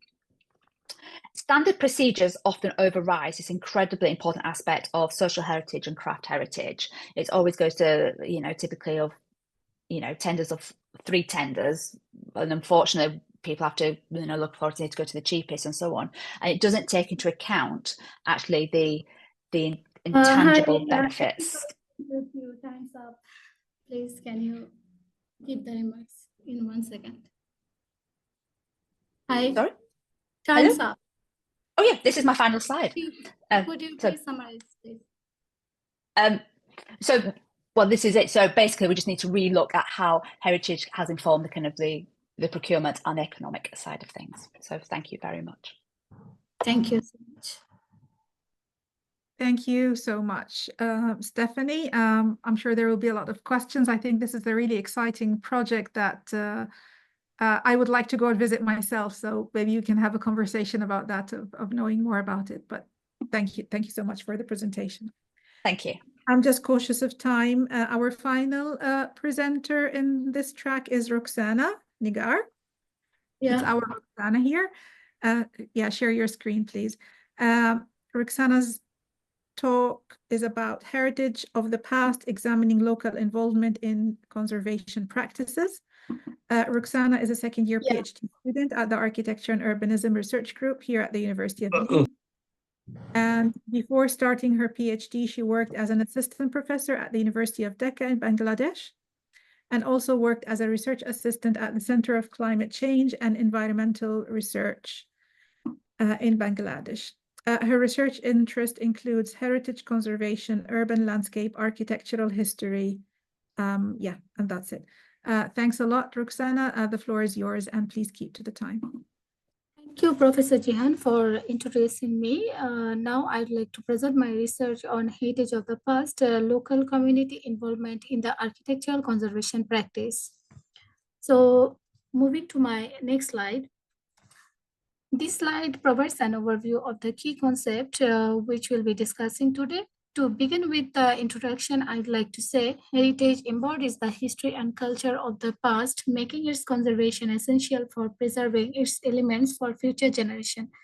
Typically, heritage conservation follows a formal top-down approach, which is common in both developed and developing countries.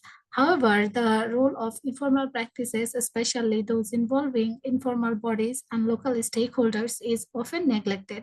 The 40th anniversary of the World Heritage Convention emphasized the significant changes of the cities that undergo due to population shifts, rise in construction, and development activities. Therefore, it is crucial to recognize and incorporate the contribution of informal bodies in heritage conservation to address the challenges of the overchanging world. So here you can see the diagram which relates the local involvement with the heritage conservation. The figure is showing the overall connection with the community participation and heritage conservation, where you can see heritage symbolizes the socio-economic, cultural, political, and religious aspect of a society, and community is the part of that society who are also the part of all these aspects. Hence, heritage sites should have protected, engaging the local community so that they can feel it and they can owe it in their everyday life. Local community involvement in architectural conservation requires initiatives taken by the local community, engaging the local stakeholder, raising awareness and educating the locals, developing sense of ownership, carrying the advocacy and activism, engaging them in planning and decision-making process. And this idea has been taken from Khan and Huda to 2023. So therefore, local participation and ownership requires identifying, reserving, and transmitting heritage, traditional knowledge, and skills, which illustrate the involvement of the local craftsmen, artisan, traditional practitioners. Cultural revitalization includes festivals and cultural programs, traditional performance, and grassroots initiatives. To explain the role of the community in the conservation practice, Barakatra of Old Dhaka has been taken as a case of study. This slide represents the south gate of Barakatra, which is still standing with the dilapidated condition. So this slide aims to focus on the research question and research objectives, which will be explored in this presentation. So the question starts with how the local community is involved in the architectural conservation practice, which aims to obtain some objectives such as role of the local community in preserving and safeguarding Barakatra, and secondly, how local community is contributing to the development of Barakatra, and finally, which approach is convenient to protect the site. Is it top-down or is bottom-up? Moving to my next slide. So for this research, I have used the qualitative case study, and for that, I have used the primary and secondary books, journal articles, book section, article in periodical, reports, thesis, which are published and unpublished, historical records, paintings of the Mughal architecture, archives, and newspaper.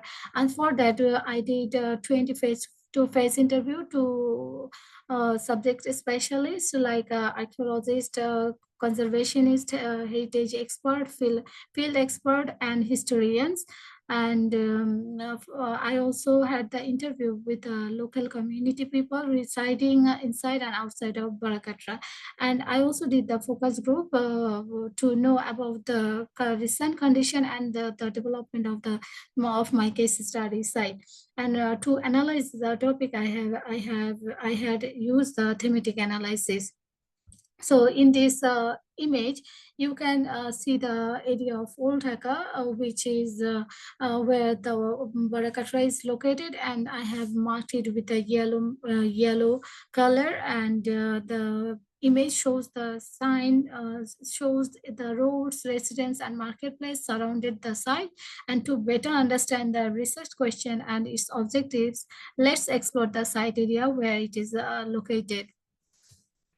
So, Old Dhaka is actually located on the bank of the river Buriganga, which is now the part of Dhaka South City Corporation, and it was founded in 1608 as Jahangirabad or Jahangirnagar, which is named after the Mughal Emperor Jahangir, and it is now it was served as the capital of the Mughal province of Bengal, and it was one of the largest and most prosperous city in the Indian subcontinent. So the city itself has the heritage value, and the area is mostly Muslim dominated, and therefore Hindus, Christian, Buddhist, and other religious groups are also residing here, and the inhabitants who are staying here are known as Dhakaiya.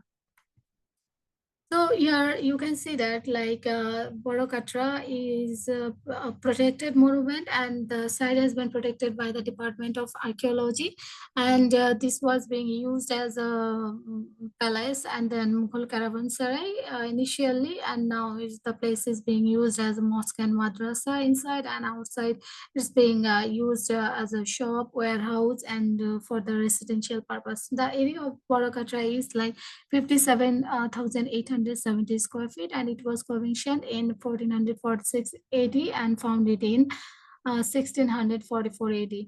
The founder of the site was Abul Qasim, who was the chief architect of Mughal Prince Shah Shuja, who ordered Abul Qasim to build this Barakatra, and the owner of this site is like the estate, and they are using the property as a work property, and the responsible authority of this site is like Jamiatul Husaini Ashraful Ulum, which is named after the mosque and madrasa, and Department of Archaeology of Bangladesh, Rajuk City Corporation, Dhaka. Jamiatul Husaini Ashraful Ulum Madrasa and Mosque, the south and west wing of Borokatra is being used for this mosque and madrasa, and east wing is occupied by the shops and warehouse. North wing and the central enclosed space is filled with different unplanned settlement, and around or more than 2,000 people, including madrasa student, teachers, and staff, they are residing inside it, and this site is extremely in the dilapidated condition. Beside this, the part of the site is extended for regular purposes, and like outside of this site is being used as a shop, warehouse, restaurant, and for residential purpose. So in this image, you can see the south wing and northern gate, which is drawn by the Charles Doyle, and the image has been drawn in 1823. In this slide, you can see the south view of Borokatra, which has been taken in 1870, and in this slide, and the right side, you can see the south wing from the courtyard, which has been taken in 1950, and in the lower section left, you can see south wing entrance in 1950, and in the right is south wing entrance in 1964. So this is now the recent condition of Borokatra, which is extremely dilapidated, and this is the dilapidated entrance, and this is the dilapidated wall, and in the lower section you can see the gate of mosque and madrasa, and the name is written above, and the right image is showing the extended portion of Borokatra, which has been built recently, and this part is being used for research. This image of left is showing the tower of Borokatra, which is still standing as before, except some deterioration over the wall, and otherwise the characteristics are still the same. And this is the back wall of Borokatra, and in the above section you can see the floor is newly built and extended portion. This is the extended portion of Borokatra. And here you can see the entrance inside the Borokatra building, and with this stair you can go to the upstairs, second floor and third floor. And from the right image you can see like clothes and cooking pans are here. So it is obvious that people are using this place for their daily purpose. And why Borokatra is actually significant to research.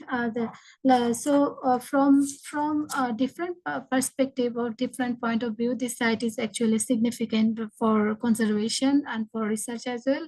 And first one is like this has the archaeological importance, and this site is showing the Mughal characteristics.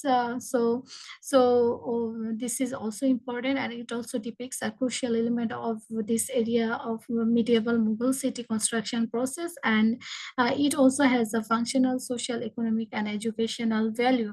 And the site is also substantially documentary important, and that's why I have taken this site as my case study. And what is the current conservation initiatives?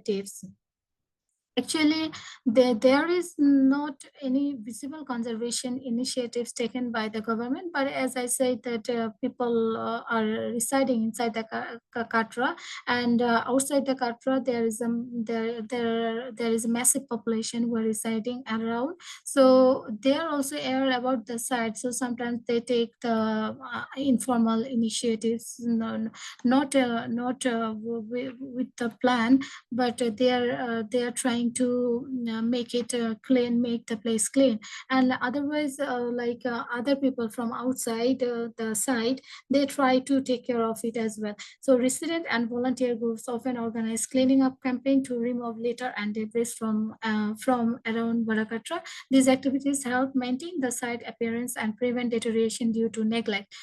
And community members who residing here sometimes engage in minor repairs, such as fixing cracks or damaged parts of structure using traditional methods and locally available materials to maintain the authenticity of the site. Therefore, informal groups and NGO who also work with the local community to raise awareness about the historical and cultural significance of the site. And these programs often include workshops, lectures, and discussion that highlight the importance of heritage conservation. And some initiative which focuses on educating younger generation about the site history through school visits and educational programs, fostering a sense of pride and responsibility among the local youth. Well, moving to my next slide. So what is the role of the local people here? You can, in this image, you can see this room is being used for a study purpose, and they are studying the Islamic Quran and other books. And in here you can see the clothes. So actually this site, this room is being used for like staying and also for studying. So what is the role of the local people here, as they are already there? So they are using the site as mosque and madrasa, and around 1,000 resident students and teachers are staying there. So they are the custodian of the site, and the place is being used as a praying place and offer Islamic education there. So they can clean the site and manage the site. If any visitor or tourist visit the site, the local people try to help them and to inform them about the history and changes of the site. And they did not break or demolish any part of the site, but for residential purpose, they extended the third floor. They are using the traditional construction technique for the extension. So what is the importance to involve the local community? Actually, a local community is the local community can act as a steward, and they can also monitor the place, and if there are any sign of damage and illegal activities, so they can report for this and for any sort of unauthorized construction. And community also can participate in regular maintenance activities such as cleaning the surroundings and ensuring that it is free from litter and vandalism. And local people also can organize or participate in the awareness building campaign, and they can host cultural events, exhibition, or storytelling session at or near the site. And they also can advocate for the preservation of Borokatra by voicing their concern to local authorities, NGOs, and heritage. They can engage with policymakers to ensure that laws and regulations supporting heritage conservation are enforced.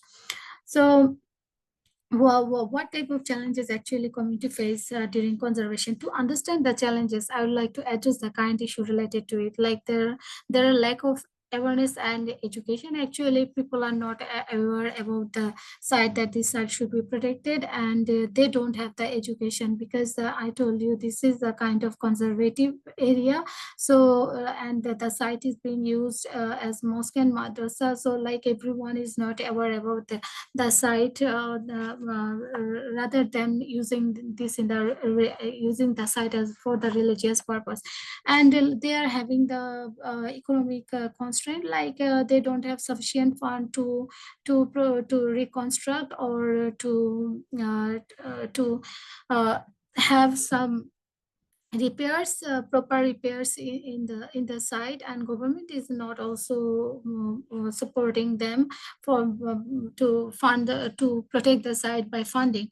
And as I said, like due to the rapid urbanization in Dhaka city, as Dhaka is the capital of Bangladesh, and whole part of Dhaka is also a part of Dhaka. So due to the rapid urbanization and population growth, that leads to the resident or developer build unauthorized structure that can also damage or obscure the site.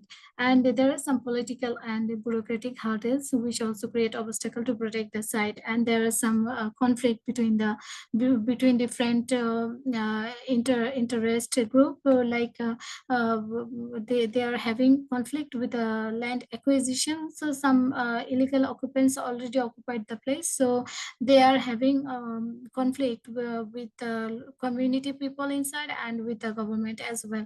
So and therefore there are actually they are facing difficulties to collaborate with different stakeholders who want to protect the site.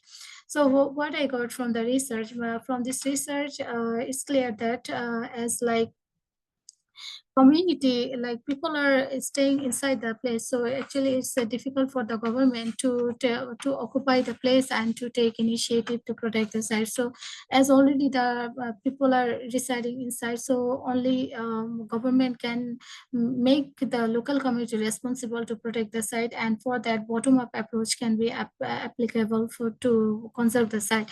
And there are some illegal occupants, so government can take initiative, and local authority can be more careful, so that this site can be preserved, and they can remove the illegal occupant from the site. And like government can help the local community protect the site, and then for that government can help them financially.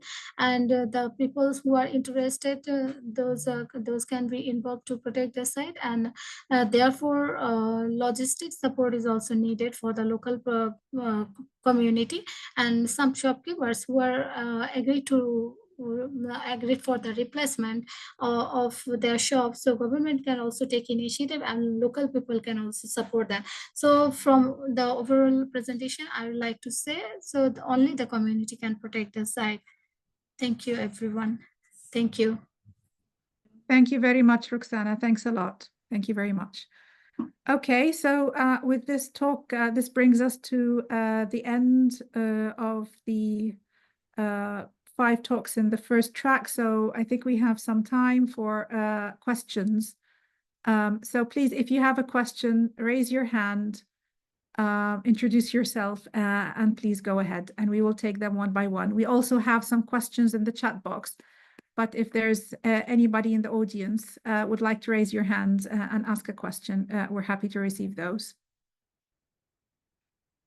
Right, and until we get some hands raised, we have some questions in the chat box. The first question we'll pick up is from Dano to Jigna. Jigna still with us, right? Yes, Samia. Yeah, hi, Jigna. Yeah, so I hope you looked at them, but I will read them once again. So Dan was asking, he's saying, I like the concept of CHC, Conservation Site School Program, which seems to bridge and accelerate the conservation process. Based on your experience, what happens after the CHC program is done and finished and handed back to the authorities? Is it as sustainable as you expected? Thank you very much for this question. This was the first question we asked ourselves when we started this initiative, that what happens after we leave. First thing is that, as I said, and maybe I did not elaborate on it as much, that we enter these into kind of a cooperation understanding with the custodians of the site. So sometimes it's a single custodian, sometimes it's rarely like one owner. It's sometimes a kind of a committee of people, or they formed official committee formed, or people all the contested owners have formed the community. So we enter into an agreement with them. And while we are conserving, we also have discussions about what do they think is the future of it.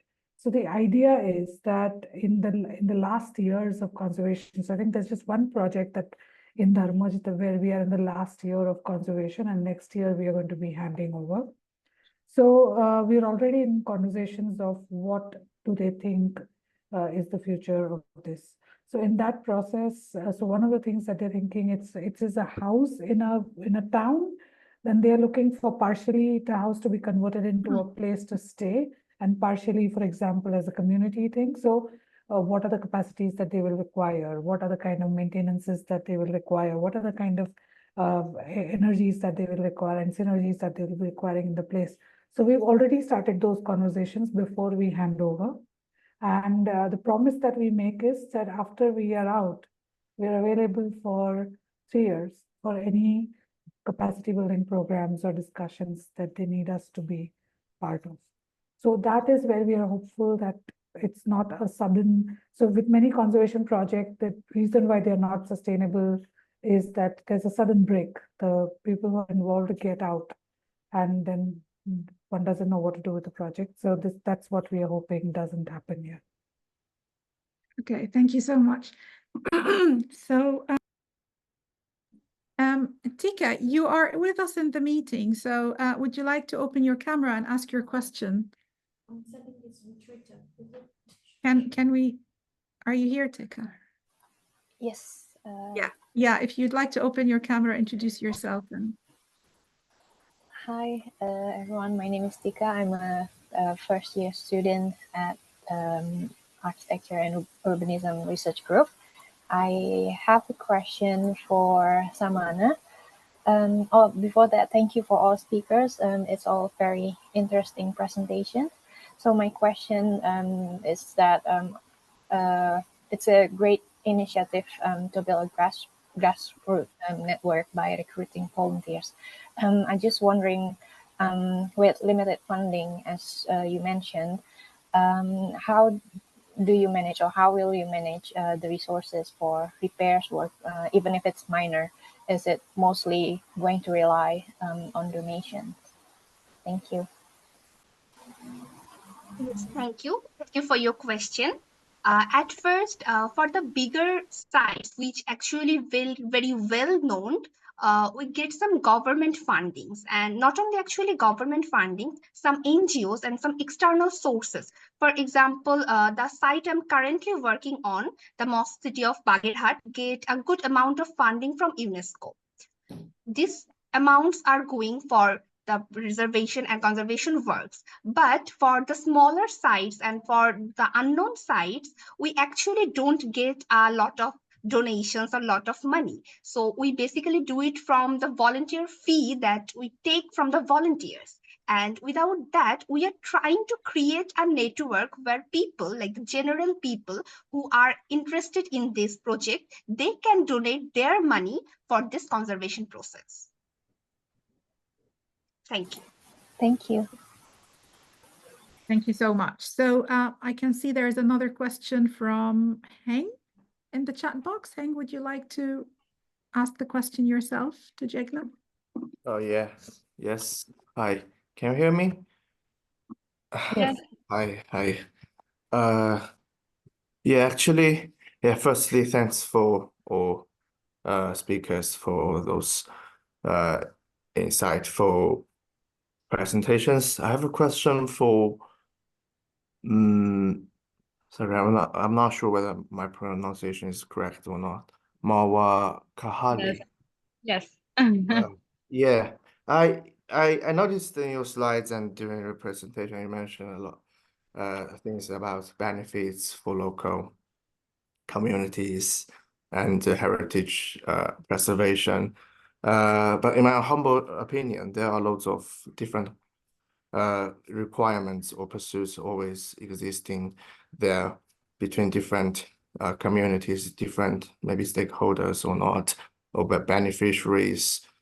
And yeah, I just wonder, like in your background or in your country, there any plan or scheme you can refer to when making decisions to minimize those conflicts between different local communities, or is there any priority you would consider when making any sort of decisions in architecture heritage conservation? Thank you very much. Okay. Okay, thank you for the question. First of all, in my humble opinion as well, it's really important to make a difference between the needs of the local community and the assumptions that they have. For example, I had a problem when first visiting the sites that it has been said that, okay, the industrial materials are much cheaper or much faster than the traditional building technique. Although when it came to reality, it has many aspects. Okay, it can be faster because there's no a big number of skilled labor, for example. But in reality, they're much more energy saving and more sustainable and more economic. So it's really important to have this balance between both. So what I saw from the private institutions and as well as the governmental ones, that they take mostly the most common opinions and the most common voices of these local communities. For sure, it's different from a community than the other ones, and also it needs to be supported by the facts that are already there. For example, if someone says that, okay, we want to transfer all the buildings into industrialized materials, for example, okay, it's not an opinion that it needs to be taken into account, but you need to understand the opinion behind it. And also it needs to be not personalized then, because if you listen to a certain person with his certain problem that he doesn't have enough income, he has a certain problem per se, then you're going to be driven like in a million of problems. So generally, they see the needs of the community as a whole. Like for example, a certain percentage that depends on the number of the population for sure, and the needs that are expressed along the years. For example, along town meetings, along the municipality, etc. So this is the general background that I have. Thank you very much for the question again. Yeah, thank you. Thanks a lot. Thank you. Okay, thank you. Thank you both. Rosfina, you have a question in the chat box. Go ahead. Yeah, thank you, Prof. Jihan, and thank you to all the speakers for the nice presentation. I have a question for Professor Jigna. As you mentioned that people and place has changed through times, how to preserve the authenticity of the place, as we know that the authenticity is an identity for the place during the dynamics of the change. So Yeah. I think I think that is once again another major dilemma that we face when we are specifically looking at sites with deep histories and contested histories.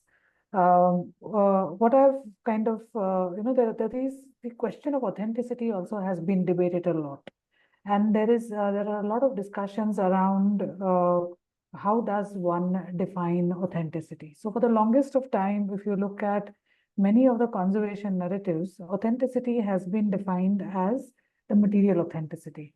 So finding the material of a particular time, materiality of a particular time. And this whole idea of restoring something to its authentic original glory also relates to that. Now, I'm not making one is that I don't think that particular way of looking at authenticity can be generalized. There are certain sites that are historic evidences are, they are kind of, there are no other representatives of the same evidence. They're unique in their historic evidence. And for that, that material evidence becomes extremely important. And within a historic sites also, so for example, the Bhadra example that I gave you, the conservation of that particular fort, the stone fort, that is representative of the historic origin of the place, and there cannot be any other parallel to it. So authenticity of that particular structure and the material authenticity of that is very important. But when one looks at a place, there have been discussions by scholars such as Yokileto and then also certain Australian and Canadian scholars who are looking at this idea of authenticity as authenticity of a socio-cultural structure of the place. And that kind of authenticity is related to how people relate to the place, what is their way of, what are the relationships that they respect, what are the connections they respect, what are the places that they their memories are embedded in, and changing of that would change the socio-cultural relationship that people have with the place. So I think when we're looking at places that are dynamic, within that will be embedded certain historic evidence for which the material authenticity is important.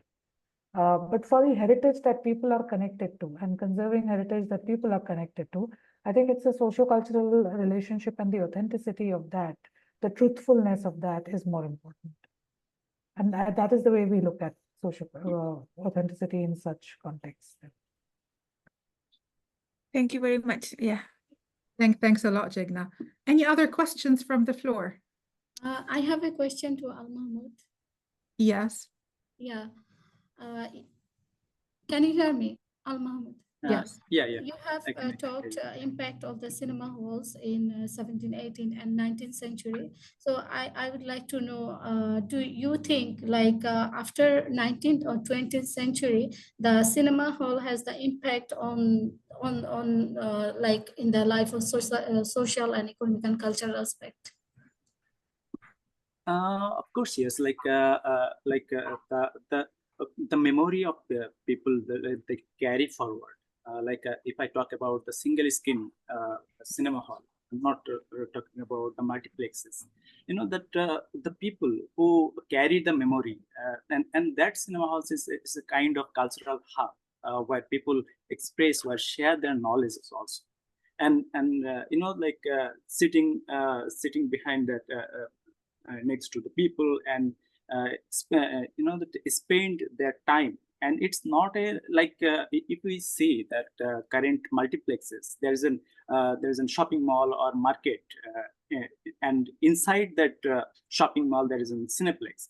But if we look back in the late 19th century or early 20th century, so the single screen cinema hall is a place which is in its originality and significant also. Like if we see the example of Gulistan Cinema Hall, that place named by that cinema hall, you know, and you can find in Bangladesh there are lots of places with that cinema hall, that place like Shamoli. You know, that Shamoli Square is itself recognized as a cinema hall's name. And you can also find, if you look back in that West Bengal, Kolkata, like Chaplin Cinema Hall and other cinema hall. So it's the idea of heritage in Bangladesh context is we don't think like that as a cinema hall can be the heritage site for that way. So yeah, it's I think it's a very well you know, it's today it's also we need to be preserve this cinema halls as an cultural or shared memory for people.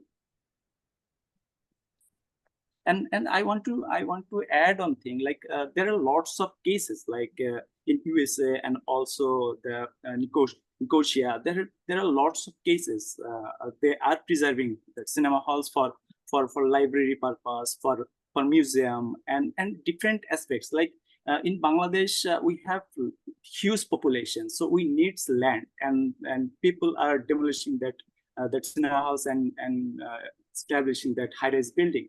So if there is a different dimension, like the profit generating things may create. So it is meaningful for the countries and preserve the memory also. Yeah. Well, Right. I do have a question. I have an additional question that is related to collective memory, because I can see there is a lot of synergies between the Cinema Halls project and Stephanie's work as well on capturing histories in the past. So my question to Stephanie, what were the challenges of capturing those stories and those histories? And if you can give us one example how that translated into a spatial experience in the building itself. Is there any synergies between the stories that were told and how the space was regenerated, it was refurbished? Did it have any impact between the narratives and the spatial feeling and the spatial practices in the spaces themselves? I think just a minute. I'll have to. I just realized it's already 5 here, and I have to be in another class. So I'm really sorry to have been missing the rest of the discussion, but I'll have to carry on. Thank you very much, Jigna. Thank you very much. Thank you, everyone. Jigna. Pleasure having you. Thank you so much. Thank you. Thank you. Yeah, apologies, Stephanie. Yeah. Oh, no worries. I think one of the greatest challenges was actually cynicism.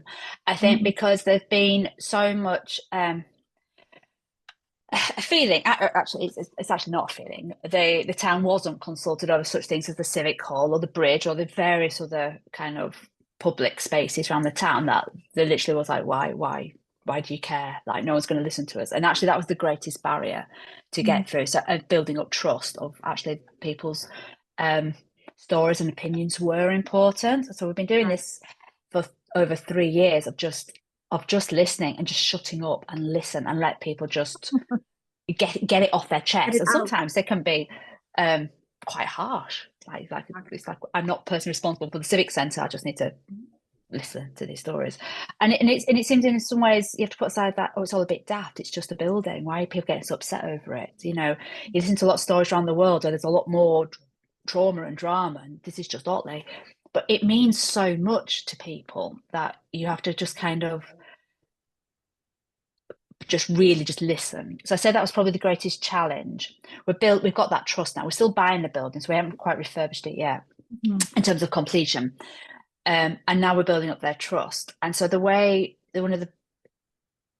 as we've built up that trust, we've done a lot of pop-ups around the building. So, and doing loads of tours around the building. And that's been really quite interesting, because people, once they've stepped into that space, they go, oh yeah, I remember this, or oh, wouldn't this be great if this was a thing, or whatever that thing might be. And so we're frantically writing down all these ideas. And it's until you can show people a set of plans or talk to them on the street, but it's until they're actually stood in that space and you can see the little cogs whirling round. How that's translated into plans is we already had a bit of an idea of the plans of what would work where, shared those plans actually, and then it's kind of going backwards and forwards until it feels right for everybody. So it's not designed by committee, and I think that's important. It's about going, okay, so you had a really great time doing roller disco and you did that at the Civic Hall, and that was a really important thing for you, right? So we can do that here. We can write that into the business plan. So whilst it isn't necessarily a bricks and mortar solution, we can make it work. So I'd say, I'm not sure, did I answer your question there? Yeah. This is really interesting, because I think, as you mentioned, I think the key into this is building the trust. Yes, absolutely. Working with people cannot be successful or fruitful without that building the trust, and that takes a lot of time. A lot of time, and I think with a lot of consultation, certainly I can only speak for the UK, it tends to be done quite cynically. It tends to be done at the very beginning of the process, and like, oh, tick, we've done that, well done, bye, and then off they go. And it has to be so much more than this. And I think when I refer to using local craftspeople, local tradespeople, and local professionals, that consultation is still, their opinions also matter. That forms part of that consultation process all the way through, right through to post delivery. And so it has to be embedded all the way through. Exactly. And I think it's very important as well from my work with communities as well, is that they want to see that change happening. They want to see it themselves. They want to see the impact of the process that they have been engaged and how that trust led to change and impact. So I think it's just a forward and backward process that we have to keep it ongoing all the time, which is, it's really exciting to work into that. And thanks a lot. Yeah. But you've also got to be quite harsh as well in a funny sort of way. So like going, well, what are you going to do about it? Going, well, there's the civic centre. Now, do you want that? No. Well, so you're going to have to engage with us, because if you don't engage with us, that literally is the result. So come along. And it's constantly making those references, which it helps people kind of make that connection of that actually their opinions do matter. Yeah, exactly. Thanks a lot, Stephanie. I think we have one hand raised. Is that a question? And if you can keep that very short, because we're behind. We're so behind and we want people to get a break. Go ahead. Well, I think it would be very short. I am. Can you introduce yourself, please? I am working for the Public Works Department in Bangladesh, and it's a quite old department when it was United Bengal from 1854. We mostly do government buildings, but what I found, my experience, that when we want to conserve some building, but the stakeholders are not interested much. This is why we have to rebuild it. Either demolish it or abandon it. So if you have any kind of experience to motivate the occupants to make it conserve, if you could share, then I think it would be benefited for us, because we do most of the construction of Bangladesh are being done by Public Works Department, and I am an engineer of it. But what I have found that our department and the officials are not much interested, because of the occupants are not interested for keeping this heritage. So is there any kind of practice is being done in your jurisdiction or some others? I found some interesting topics by Stephanie, Jigna, Desai, Roaksana, that they are working with lots of works. I'm really interested. Could you please answer my question on that? Thanks. Roxanne, I think this is a question for you. I think not only Roaksana, I think this is Stephanie was saying related to something of cinema halls, of stories to histories, something like that. In our country, we can't. Sorry, so what is the question? Can you just phrase the question? My question is how to motivate the people who are occupant of these historic sites to be with their sites. Okay, and that's to Stephanie.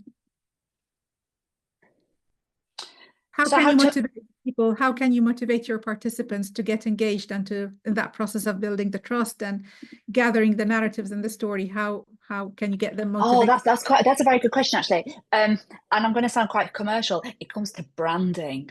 That's what we find. And it sounds like such a daft thing, because we do all these pop-ups and turn up and people are like, And then once you start looking a bit professional, and have nice leaflets with a nice logo and things like that, all of a sudden, like, oh, you're legit, you're proper. And I never thought about how important marketing is at all until this process. But actually, it's been really key, and that's been a real education for me as well. Like people, once you start getting things through people's doors, and it's not just like a hand scrawled note, but like something that looks like we've employed people and it looks really good, that has actually been a big motivator. It really, really has. Really decent websites or decent branding and marketing has actually been a key to it. That is running alongside lots of the more traditional engagement processes that got people motivated. So that's been doing lots of shows, popping up around the town with a trestle table, not being too scary about it. And I think just talking to people like in cafes and pubs and things has really got people motivated as well. So there's all sorts of different kind of techniques. But the one that has surprised me is a marketing technique. Yeah, that makes sense. Thanks a lot, Stephanie. One Thank last you. question in the chat box from Jackie. Jackie, would you like to introduce yourself and ask the question? And please, let's keep this to 2 minutes. Hi everyone, I'm Jackie. I am the PhD student at the University of Leeds Architecture and Urbanism Research Group. I have a question for Roaksana is because she mentioned the praise is being used for daily process. So I would like to know, would you looking for the other purpose, for example, for engage the community in a formal process or informal way? Thank you, Jackie, for your question. Actually, I explained that the place is being used for like regular use as a mosque, madrasa, and like marketplace, so and the restaurant as well. So this is already being used. So if we want to protect this, actually there is no other way to use this site, adapting as a using it adaptively. So we have to make it formal, and actually as the community is already there, so they are having some repairs, and they're having some activities inside the place and outside of the place.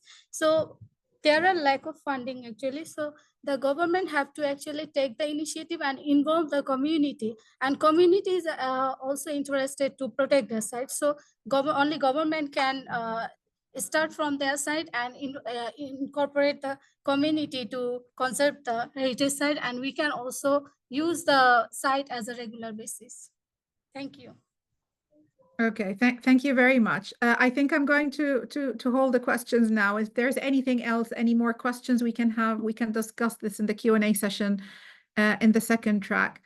Lovely presentations. I really enjoyed the first session. Thank you so much. And it's lovely to meet you all. So we'll just have a break. It's supposed to be 15 minutes, but let's keep it 20. So let's meet back at 1 o'clock. And then we take it from there, and see you all very soon. Thank you. Hello everyone, welcome back. I hope you have had an excellent break. Now we are back to the second session, which will cover the strategies and policy framework integrated for the informal conservation initiatives.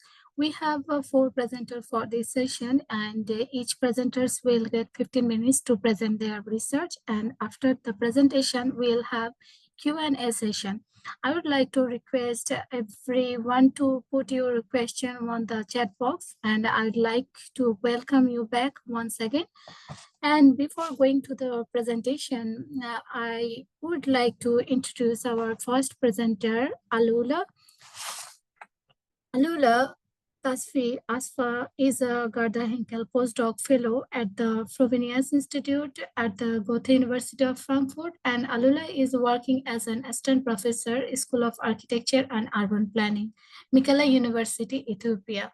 So today Alula will present his research on guardians of tradition, preserving the last hymnos of Mekelle. So I would like to invite Alula to start his presentation. So Alula, the floor is yours. Thank you. Adhesive, and then with soil roof with wood ceilings, and then it's mainly used mud, wood, and stone, which are very plentifully available to that region. And this is also part of the heart of the ancient civilization in Ethiopia, which dates back to thousands of years old. This tradition is very well refined, and it has an important significance as well. So mainly the Hedmo vernacular architecture is commonly available in Eritrea and then in northern part of Ethiopia, mainly the Tigray region, which is characterized mainly by the highlands of the region, which are above 2,000 meters. So basically, we will find several types of Hedmos, like, for example, from shapes, we will have this detached rectangular, or we have mixed of circular and rectangular. Also, we have this multi-floor residences as well. And also from typologies, we have residential buildings and palaces, and we also have churches, also civil buildings like amphitheaters and these kind of structures, which are based on this type of vernacular architecture. So the urgency for the preservation of this specific vernacular architecture comes from the risk, which has several dimensions. And I will briefly look into some of them.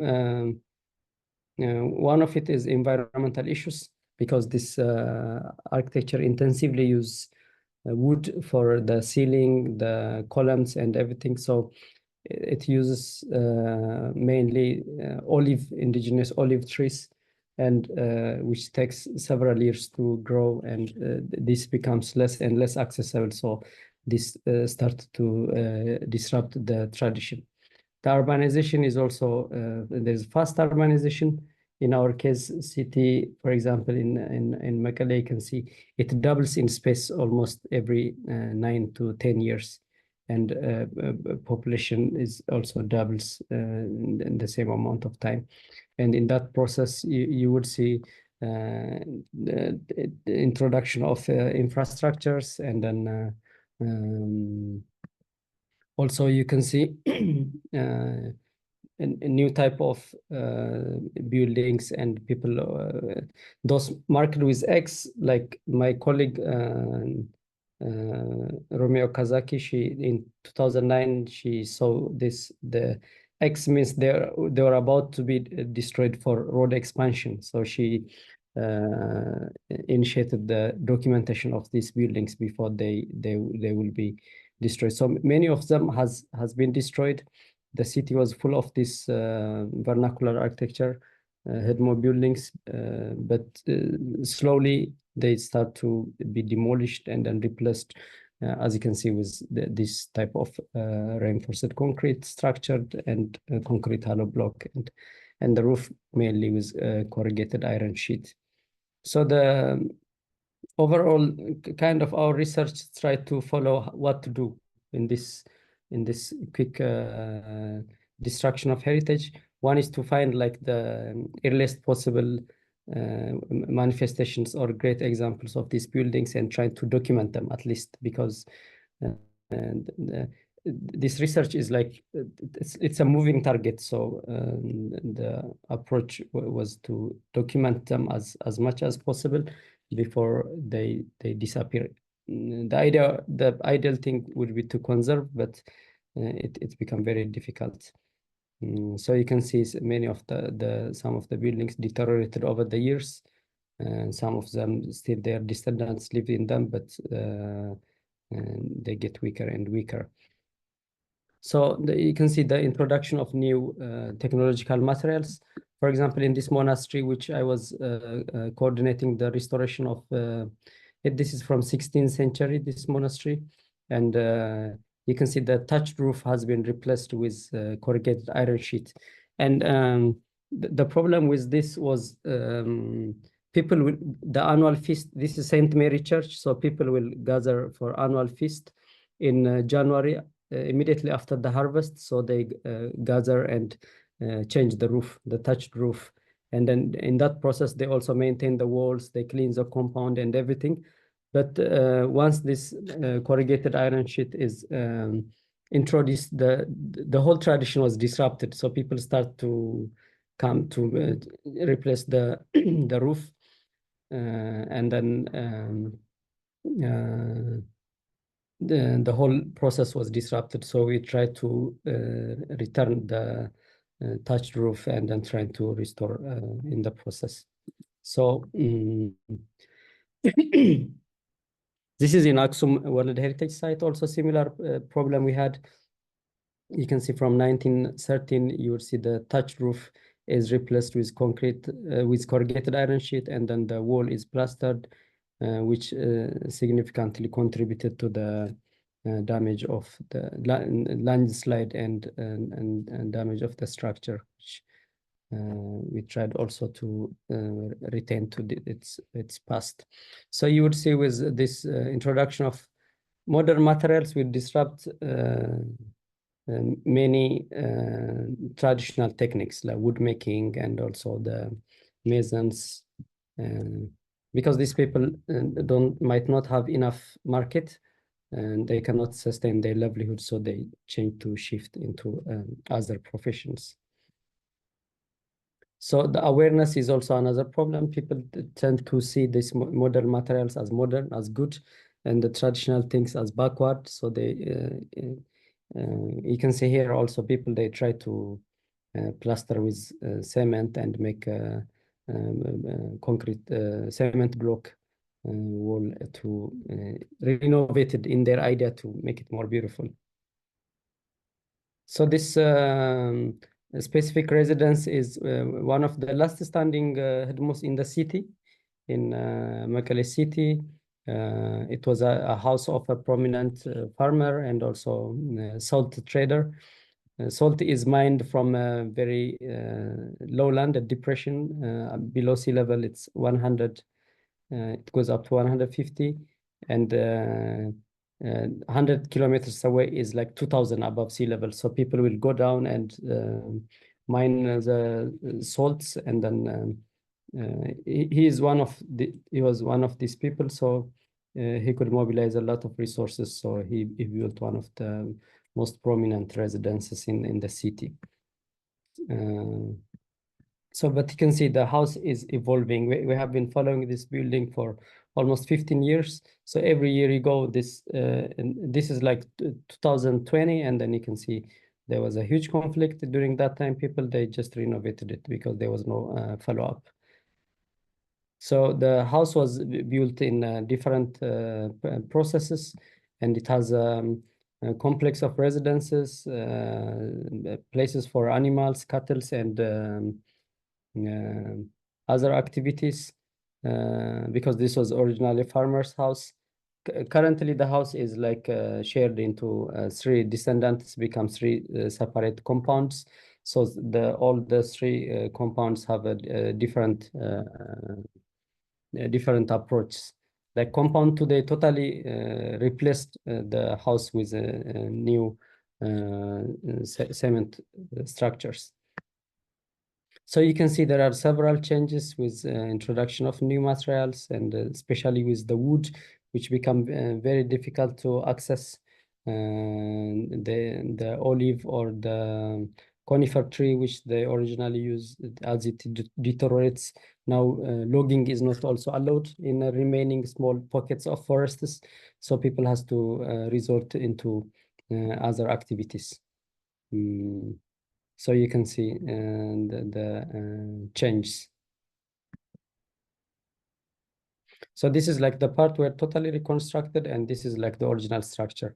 But somehow they start to change the parts of the building with cement blocks. And this is like the interior side of the original ceiling. So these woods has become very difficult to access recently because of the forests are deteriorating. So you could see the new change is totally they're building a new structures. So what we have to do is at least we have to document this building, because it's a moving target. Every time you go visit this site, it changes. So this is the reality for. Hi, Alula. Sorry for interrupting. You have I have 3 minutes. 3 minutes remaining. Yeah. Okay, thank you. I have a timekeeper, so I will finish on time. So what we are trying to do is to document. We use this equipment. This is like portable laser scanner, and we use LiDAR from the iPhone, and also 360 cameras, also photogrammetry. So we try to document as many as possible these sites, because it's changing so fast. The landscape is changing. So we're trying to create a digital part of that. So you can see also an effort to where a place where drone is not allowed, you have to use this 11.5 meter stick to take a picture of the roof for photogrammetry. So with the new tools, we have this advantage of we can document quickly. We can document very fast, and we can work upon the traditional documentation which we use to make measurements and plans and drawings. So in addition, I use the archive materials where I stay in Firdaus Institute. They have a collection of from ethnographic expeditions. They have collected these materials, which I use to compare also the changes from that time. So these are archive materials from 1950s of the same kind of typologies. So you can see this is the more or less when you do with you measure with your hand, document the traditional way, which is also very effective, but it takes time, takes a lot of energy, and also the precision is much lower than when you use the laser scanner, for example, which you can see on the right side. So we also try to not specific this case building because it's a residence. We don't want to put it to public online in respect of the residents. But if you like scan this QR code, you can see some of also the 360 tours which can be used for different purposes. We also try to use this tool as part of the communication of the documentation so that the people can see it and then can increase awareness to specific sites.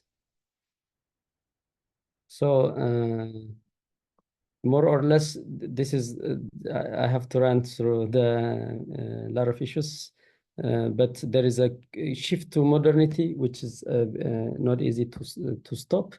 But with the approach we decided to take is to document as much as possible and create awareness, and also to use it for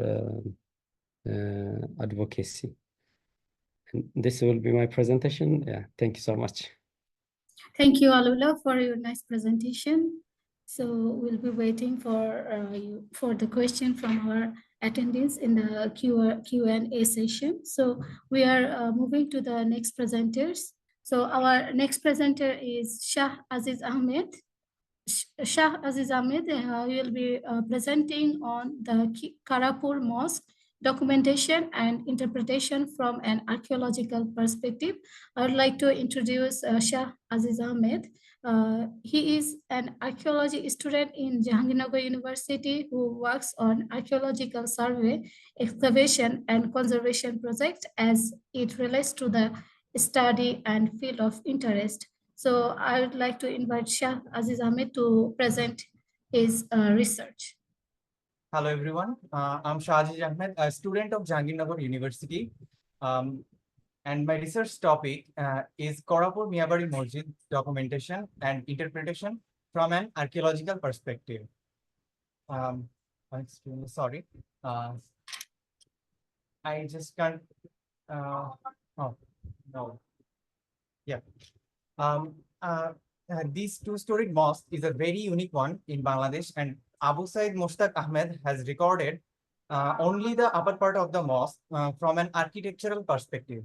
So this research focuses mostly on the ground floor of the mosque and its relation to the socio-cultural context of the past from an archaeological perspective. The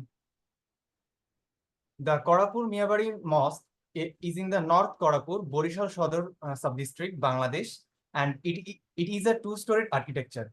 According to its features and documentation, this mosque followed Mughal architecture style.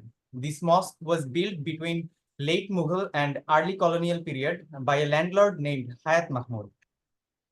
Let's talk about the aims and objectives. As this research focuses on the ground floor, it is necessary to understand the layout of the ground floor, and for that, taking measurement is crucial.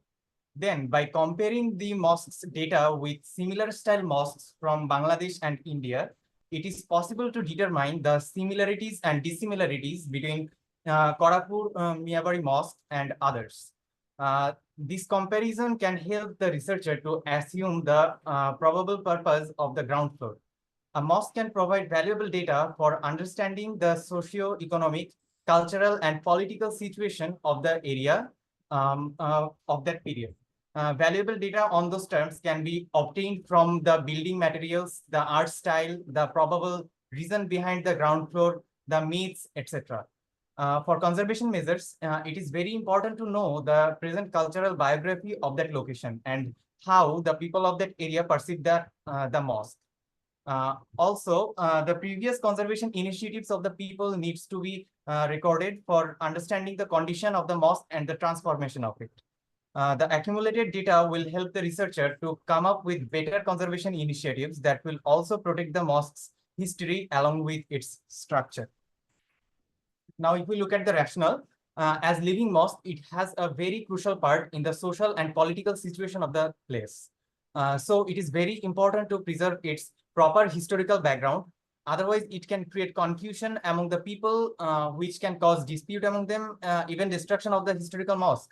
Besides, as people still use the mosque, often this mosque gets renovated by the local people without maintaining proper conservation techniques, especially the abundant ground floor. If we look at the methodology, the research on the two-storied mosque with Mughal ornamentation employs judgment sampling due to the mosque's unique architectural features. This approach allows careful selection of comparison samples that align with the specific needs of the study, as directly comparing these structures with other mosques of its time would be very difficult because of their context. Data collection will be conducted through a combination of secondary source examination and field-based surveys.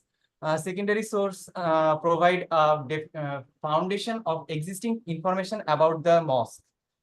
Field-based methods include detailed photography, which aids the study and presenting architectural details, note-taking for ensuring that no significant features are overlooked, while interviews with local people offering insights about the mosque's social, political, and cultural contexts, particularly concerning the restoration efforts. And finally, measurement taking for creating a ground plan, helping to hypothesize the purpose of the,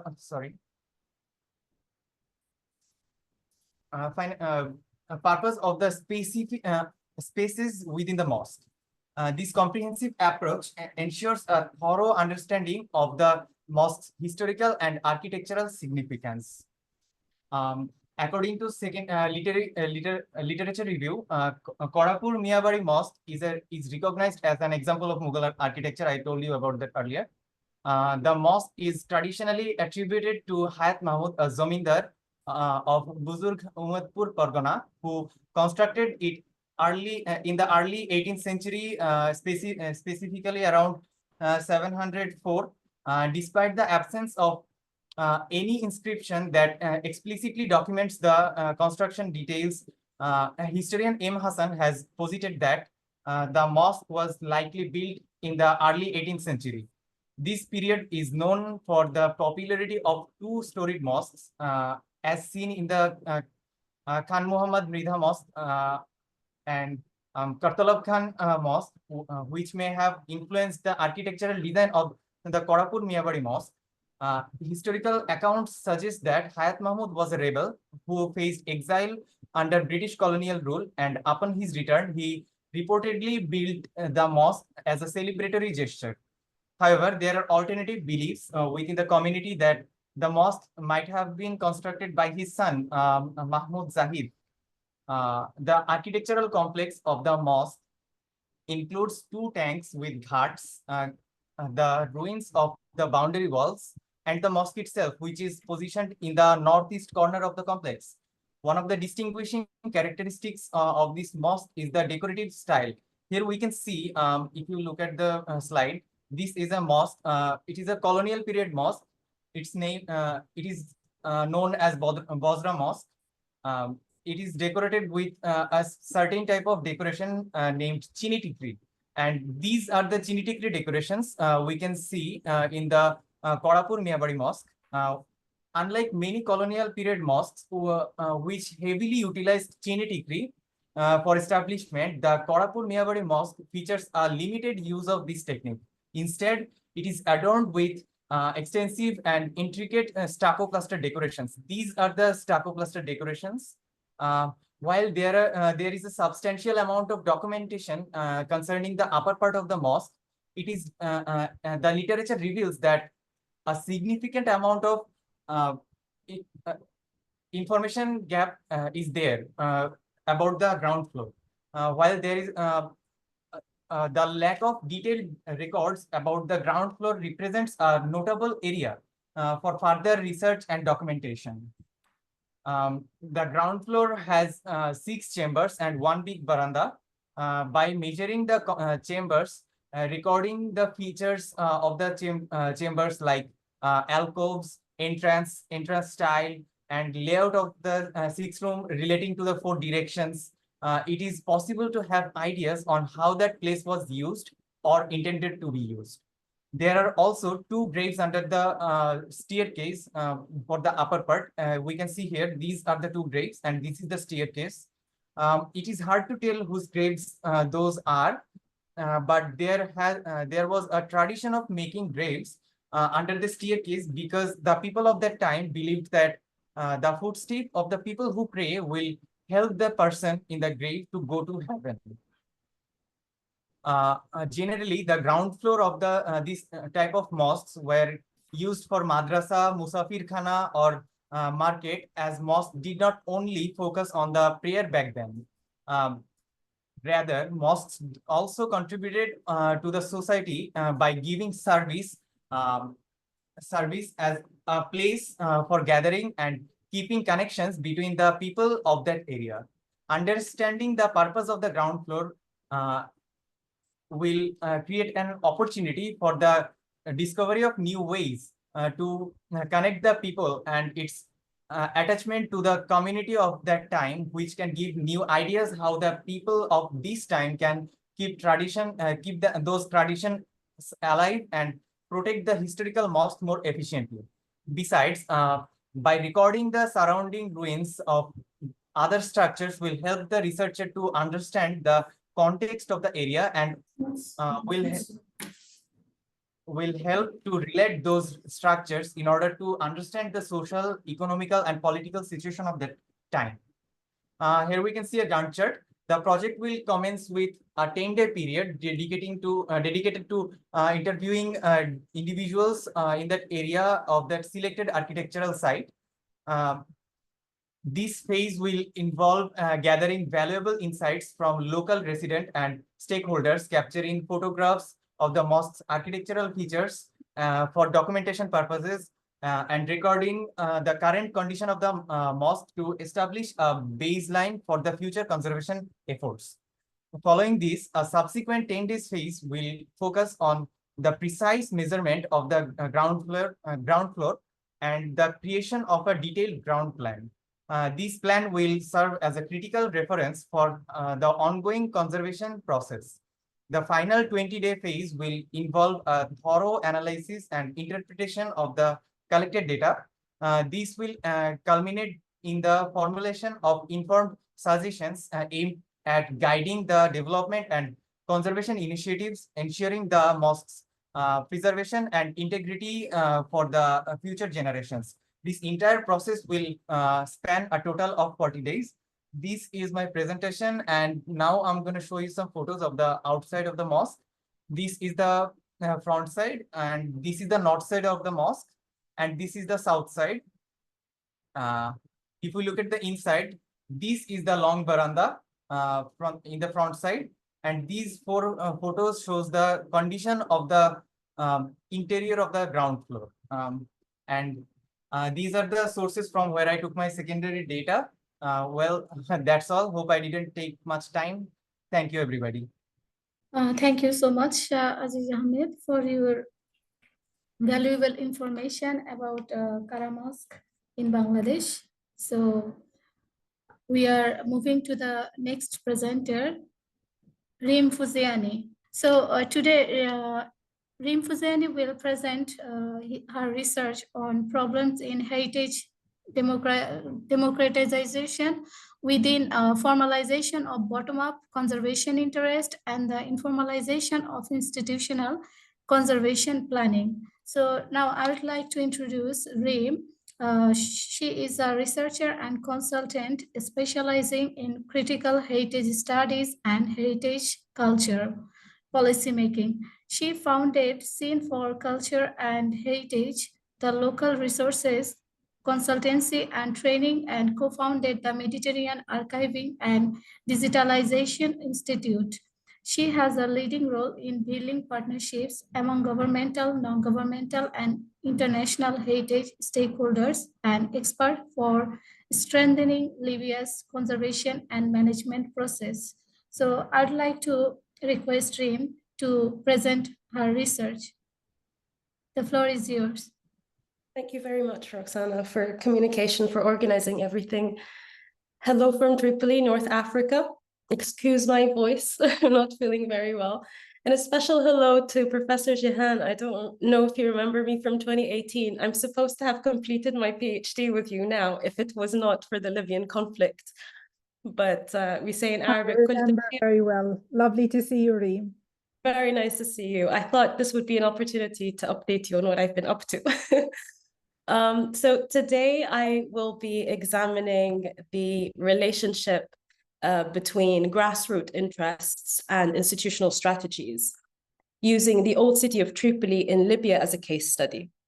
The site, which was politically neglected and not included on the UNESCO World Heritage List or Libya's National Heritage List, experienced a unique form of informal grassroots practice due to state neglect and weakened governance after the 2011 uprising.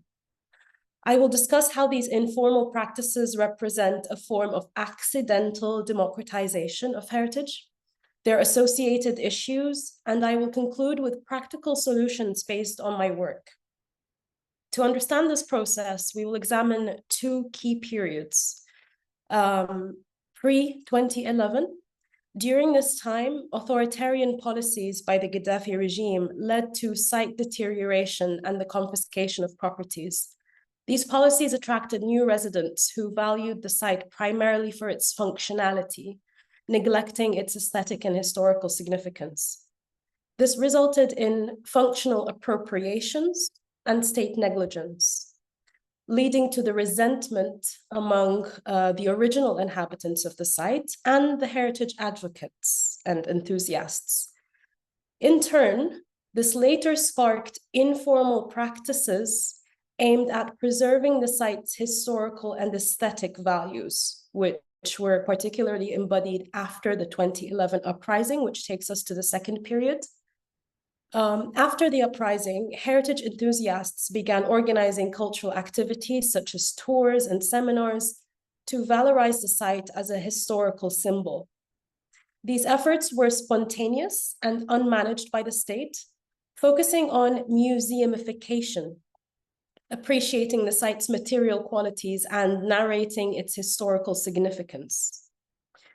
Additionally, in my PhD thesis, I introduced the concept of theatrification to explore how physical presence of the body within the site through these tours and seminars and cultural activities, the body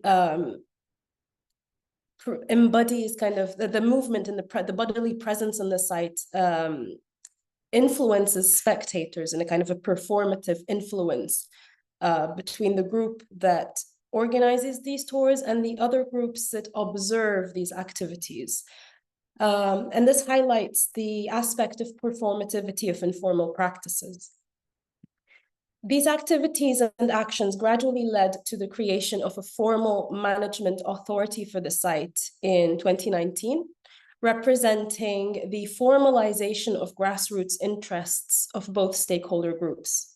I will analyze the dynamics between democratization and formalization, highlighting their interconnectedness and proposing practical approaches for recognizing informal interests based on my projects. To contextualize the policies first, it's important to understand the site's history.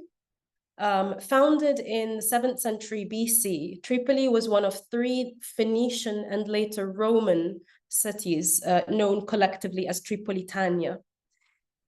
It thrived until a destructive earthquake in 365 AD turned the cities to ruins, followed by desertification.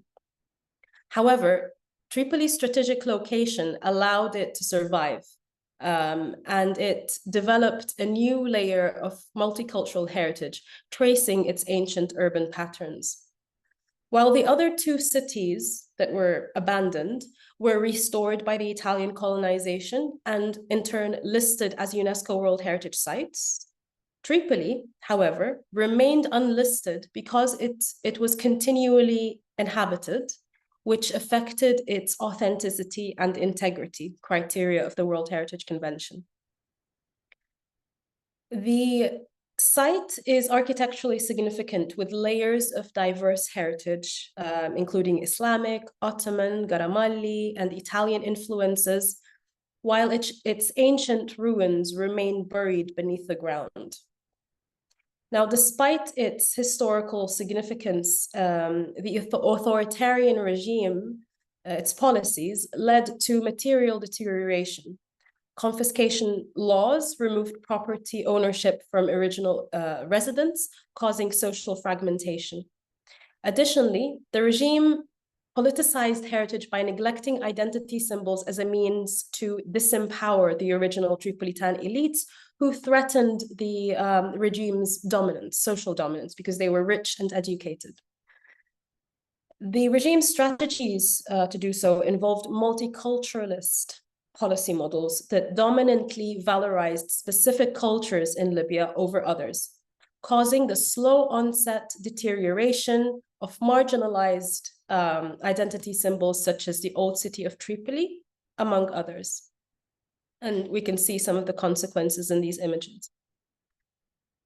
As a result and a response to this deterioration and neglect, following the 2011 uprising, the Arab Spring, or the revolution that removed the dictatorship, social groups organized cultural activities to advocate for the site's preservation. Happening during Libya's transitional period, marked by weak governance and increased freedoms, these activities were organic, spontaneous, and unmanaged by the state. Tours and seminars aimed to focus public attention on the site's historical and cultural values, arguing that the appropriation of the site by the current residents as a living space was a violation of heritage authenticity. In my PhD thesis at the time, I argued that the phenomenon intended the museumification of the site in a manner that observed it from a distance, from across a buffer of respect. However, if we look at these images, we can see that, again, the immersion, the immersive element of the people being on the site had a performative impact on the residents who coincidentally would be navigating the site and would observe these visitors who are mostly the previous inhabitants of the site and the heritage enthusiasts, artists, and so on. The residents, as they observe these visitors on the site that embody a different kind of value interpretation, that elicited a response by the spectator or influenced their own interpretations. And these dynamics often created social segregation. A good example is the images that we can see now that is evident if we look at the art activities, which often displayed elitist tendencies, especially if we consider the living conditions of some of the residents, such as these. Naturally, this divergence of interests of different stakeholder groups brought about segregation, social fragmentation, which sometimes reflected as disacceptance of the presence of the other, sometimes violently. And so in response to these issues, a local management authority was established for the site, local level, in 2019 to respond to advocacy for the preservation of one group and to improve the living conditions of the other group, and to redress the social conflicts between both groups. Accordingly, early conservation efforts, and these were unofficial policies that were not particularly written down, but these were the authorities' strategy, they focused on improving public spaces, in that manner addressing the needs of both groups to mitigate public resentment. This approach was crucial for maintaining social cohesion and ensuring community-wide benefits from conservation, and for building public trust in the authority from both groups. However, successful conservation efforts and the advocacy attracted governmental attention broadly in 2021. The current government capitalized on the site's popularity for its election policies. And so it organized large-scale cultural festivals in Ramadan and summers, boosting mass local tourism. This led to rapid gentrification, and the challenges began to surface, which is the phase that we are currently in now. The issues quickly became apparent. While interests were formalized by an institution, they were not fully institutionalized. What I mean is, although practices and interventions were managed formally, the institution lacked essential systems, policies, and mechanisms. This led to a misalignment between the executive decisions and on-ground implementation. Official decisions faced conflicting preferences within the institution itself, from senior management or technical staff, and additionally from powerful residents on the site or site owners who were connected to security forces, and so imposed their own preferences on the authority. In my consultancy work, I identified these institutional problems. Fundamental gaps included a lack of regulations, technical guidelines, strategic plans, and monitoring mechanisms. In conservation planning and management, there was an absence of policymaking, specialized expertise, systematic monitoring, and adequate capacities. The result was spontaneous conservation on the field, a term that the authorities director described as a mild characterization from my side. To address these challenges, I proposed a roadmap to build the institution's internal capacity for developing appropriate conservation policies and strategies, phase 1 at the top, that I named Enabling the Institution.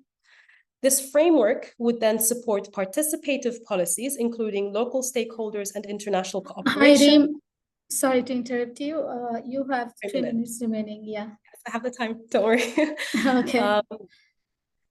This framework would then support participative policies, including local stakeholders and international cooperation, aiming for Old City's inscription on the World Heritage List, which is crucial for site protection, especially given Libya's lack of a national heritage list, which weakens legal protections.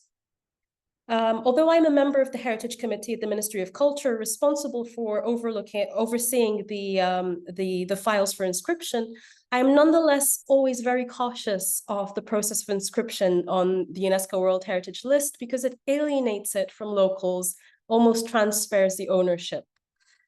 To avoid this, I recommended a heritage management system tailored to local experiences, allowing stakeholder inclusion and adhering to international conservation standards. In this way, I aim to systematically integrate communal interests into formal frameworks, thereby preserving and managing democratization, but within the structured systems. Similarly, beyond the Old City of Tripoli, and I will end with this, I'm leading national efforts to incorporate grassroots initiatives into formal processes. Specifically, I'm developing a heritage inventory, which supports planning and management by systematically compiling information and integrating community knowledge. This is different from a heritage list, which the state is currently focused on, because that only ends at the objective of legal protection. So to do that, I must lobby on 2 fronts. First, in establishing interest within the institutions, which I succeeded with the Department of Antiquities and the Ministry of Culture. And second, establish a technical expertise and participative infrastructure to implement. For which I mention and I end as an invitation for potential collaborations, cooperations of any sort. For example, this is a project that I'm managing director of that aimed at addressing the gaps in Libya's policies and actions to mitigate climate change impacts on heritage. The project involves local communities to bridge institutional deficiencies. The project's first phase was funded by the British Council's Culture Protection Fund, and we partnered with international experts to build digital infrastructures as a means for participation. That included building databases, GIS mapping, visual documentation for assessment and monitoring, including the local communities in on-site monitoring and the documentation of not only the conditions of the sites through photogrammetry, but also the knowledge about the sites and the construction methods and so forth. So that included a training of trainers in photogrammetry, management of photogrammetry projects in a participative manner, data collection about the risks and interviews with local communities, stories, etc., and building databases, especially with decentralized and sustainable tools such as Wikidata. We are now moving into implementation with the Libyan Department of Hi, sorry to interrupt you once again. This is the last slide, and I welcome all cooperations. Just want to end that you can scan the QR code at the top for my paper on the lack of policies in Libya to respond to UNESCO climate heritage policies, and a portfolio of my organization is at the bottom right. Thank you very much. Thank you so much. So we have our last presenter.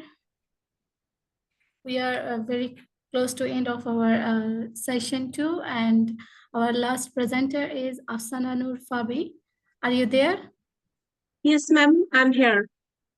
Okay, Afsana Noor Fabi, she will be presenting Kaitala Jamidar Palace in Bangladesh, its hypothetical layout and recommendations for conservation.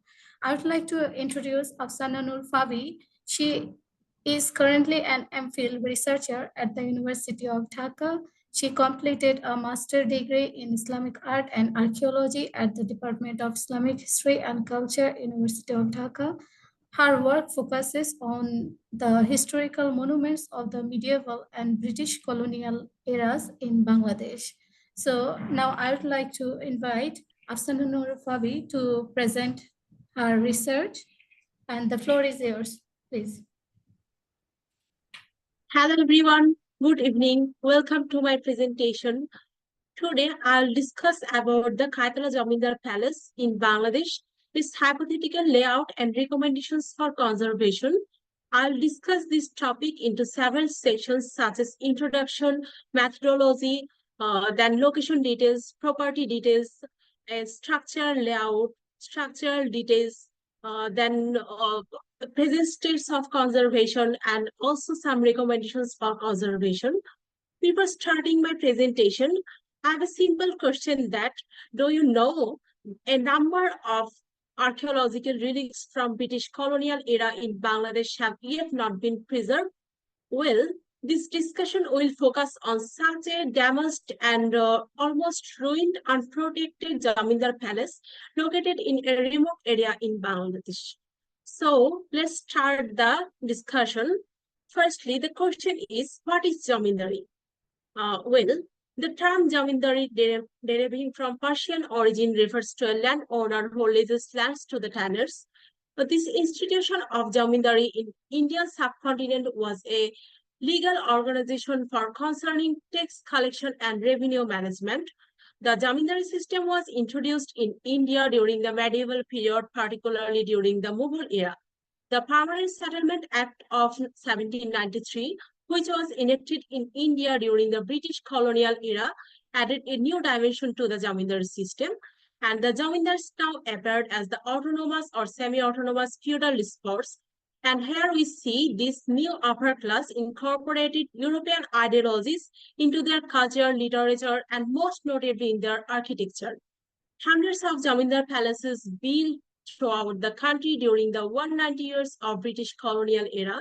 However, the government of Bangladesh has preserved and safeguarded several Jamindar palaces, but hundreds of them scattered around the country, particularly in remote areas, have yet to be protected.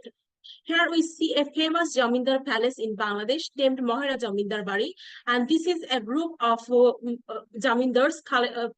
This picture has been collected from internet. And now we will discuss about the research objectives and methodology. This research aims to disclose an unpopular and devastated Jamindar palace, which we have already mentioned.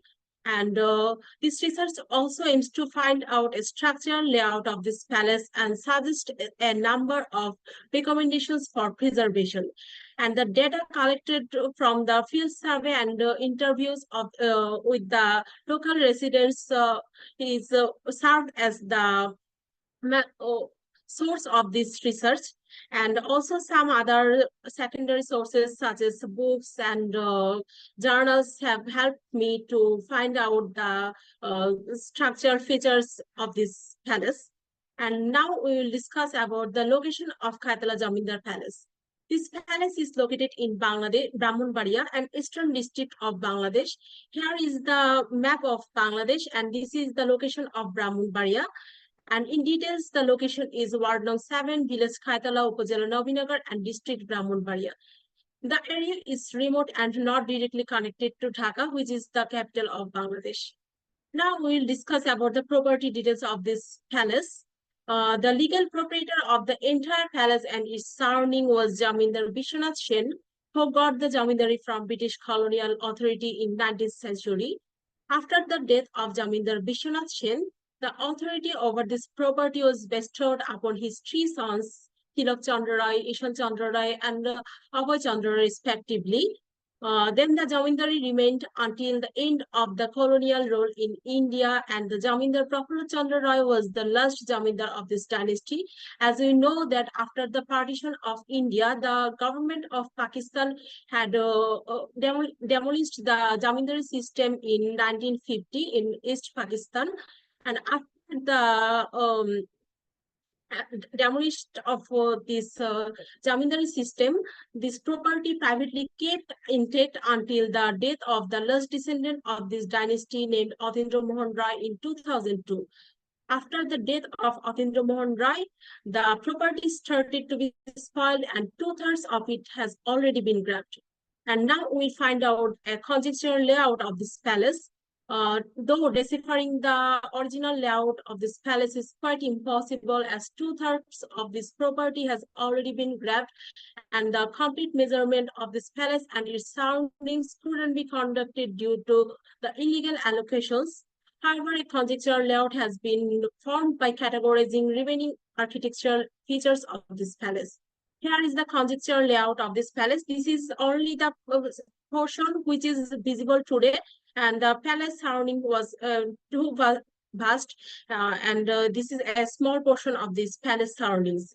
And here we see the Lion Gate, which served as the main entrance of this palace, is located in the southern portion, and north to it the immense courtyard, and west to the courtyard this is the massive administrative building. Most of the part has been unidentified, and only this portion is visible and existing today. And north to the courtyard, this is the vaulted royal temple, which is also in a devastated condition. And north to it, this is the inner house or the other mahal. And this part has been destroyed, and only this section is visible today, but this portion is also abandoned. And these are the ancillary structures here, such as the refectory here, the inner temple here, and these are the modern structures. And also a small portion of the western boundary wall has been identified with a small pocket entrance here. The rest part of the boundary wall couldn't be identified. Now we will discuss about the structural features which has been find out in this palace. Firstly, the Lion Gate.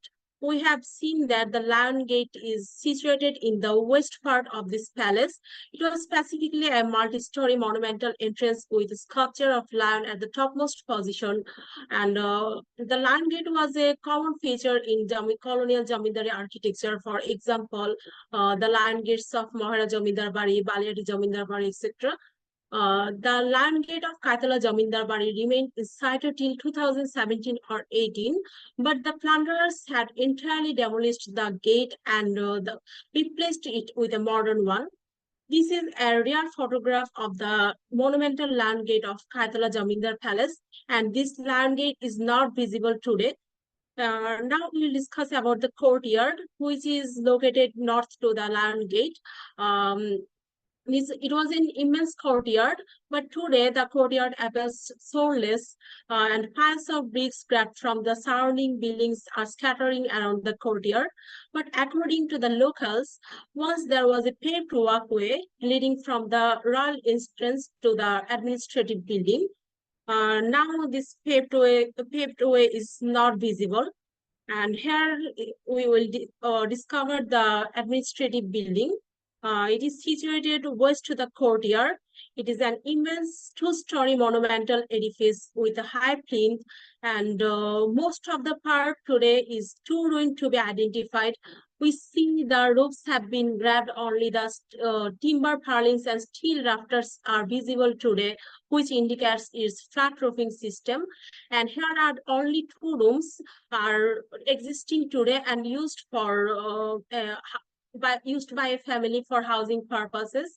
The rest part of this building is too ruined and abandoned.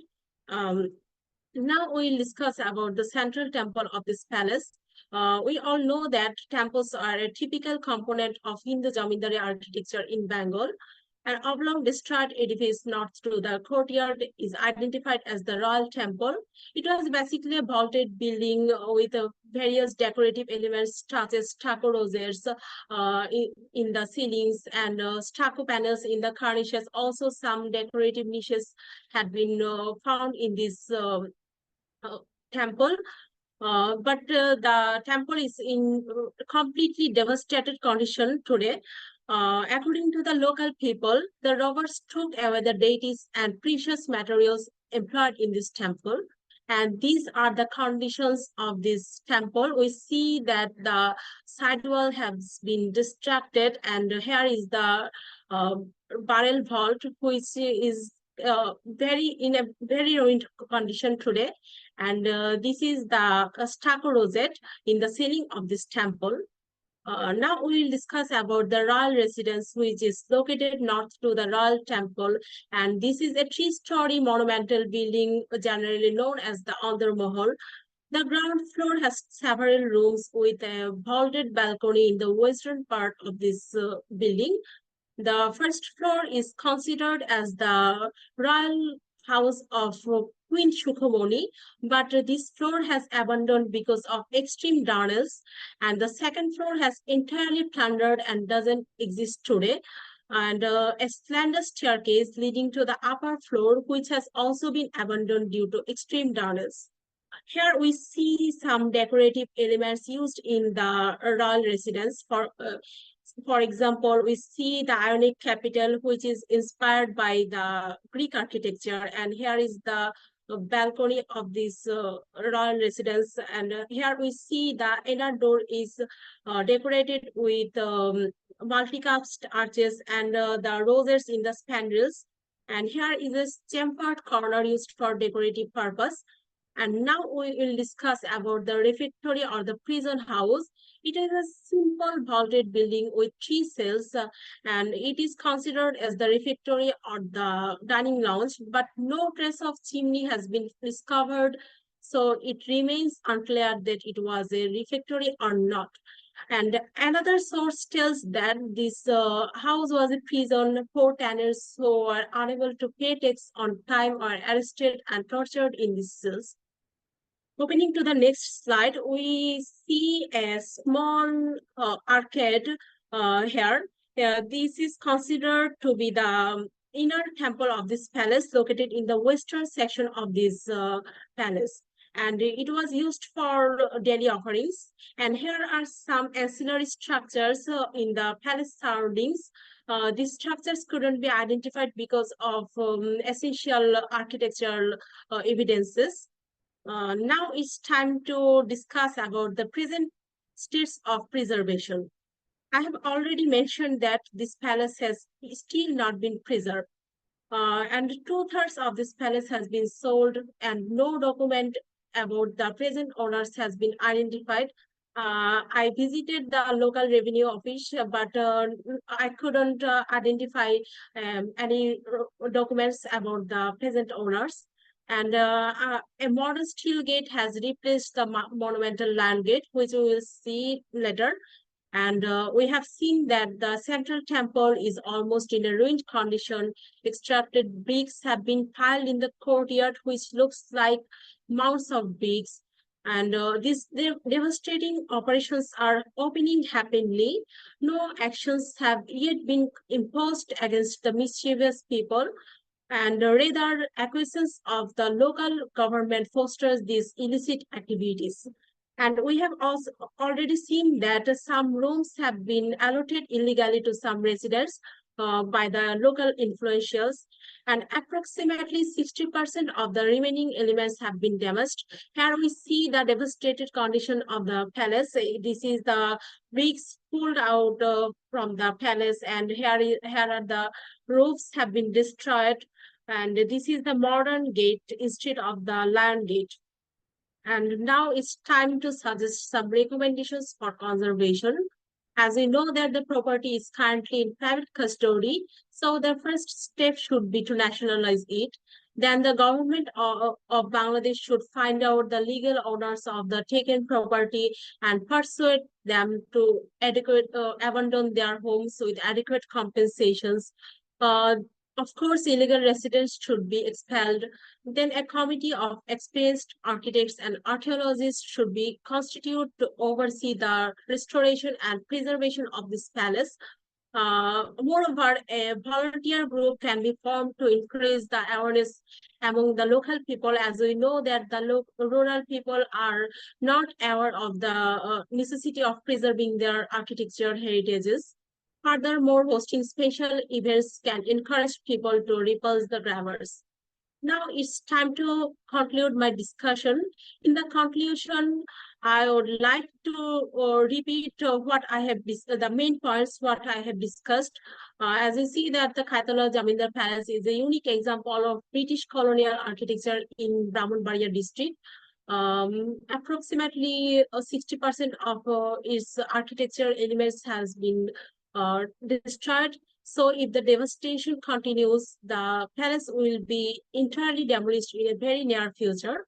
So my suggestion is that the government of Bangladesh should preserve and maintain this palace. As a result, it will be revived and utilized to notify our future generations about a visual history of Jamindars in British colonial period in Bangladesh. So I wouldn't like to prolong my discussion. Thank you so much all. Have a nice day. Thank you so much, Afsana, for your informative presentation about Jamindar Palace in Bangladesh. So now we are going to the Q&A session. So if you have any question, please raise your hand and we'll proceed with the question. So before starting others' question, I would like to ask question to Alula. Are you there? Yes, I'm here. Yeah, so my question is like, you have presented in your slide that your project is based on like 3D documentation. So I want to ask you, like, do you have any plan for like running a application like software for 3D documentation, and how can you incorporate this to incorporate this in the policy level? Thank you. Basically, we use for photogrammetry, we use Agisoft, which is software. Also, we use LiDAR for quick scanning, like using iPad or iPhone. Generally, I'm more interested in those which can be cheaper and can be used, especially in that context, because the computing power is very high. You need a gaming PC, or you have to send it online, and you need a subscription, which is really expensive to do it in Yes. any topic context. So I actually want to know, do you have any plan for like developing any application? I mean, application ourselves, right? Yeah. Writing, not really. I'm just a user of the applications which are already in the market, but I'm more interested in those which are like open source, and also which can be like really cheaper, which you need low computing resources, because at the end of it, these are like the more accessible in Ethiopian context for people who are using them. But the technology is evolving quickly, so we are going into that direction. For example, with Is this iPhone, integrated with your policy? Like 3D documentation is integrated with your policy. Like there are policy that you can, like for every heritage site, you will have the documentation.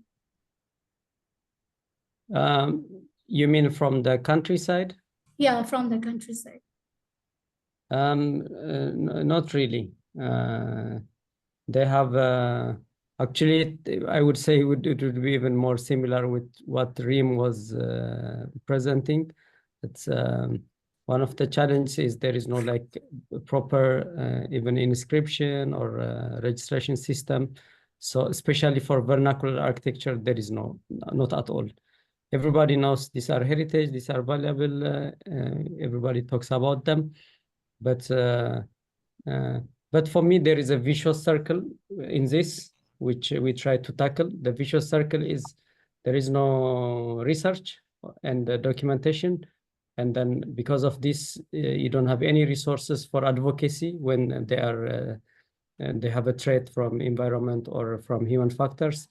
And you will have heritage loss, and then you go in this circle. So as a researcher, where you can break this vicious circle is to go and do research and document. If you document, that's why we're trying to document as much as possible, and part of our documentation goes into archives. As of it can be analyzed for restoration and other activities, and also we use for public outreach for to create awareness for the public, so they will understand that these heritage are valuable, and preserving them is very important, and they have to know the scale.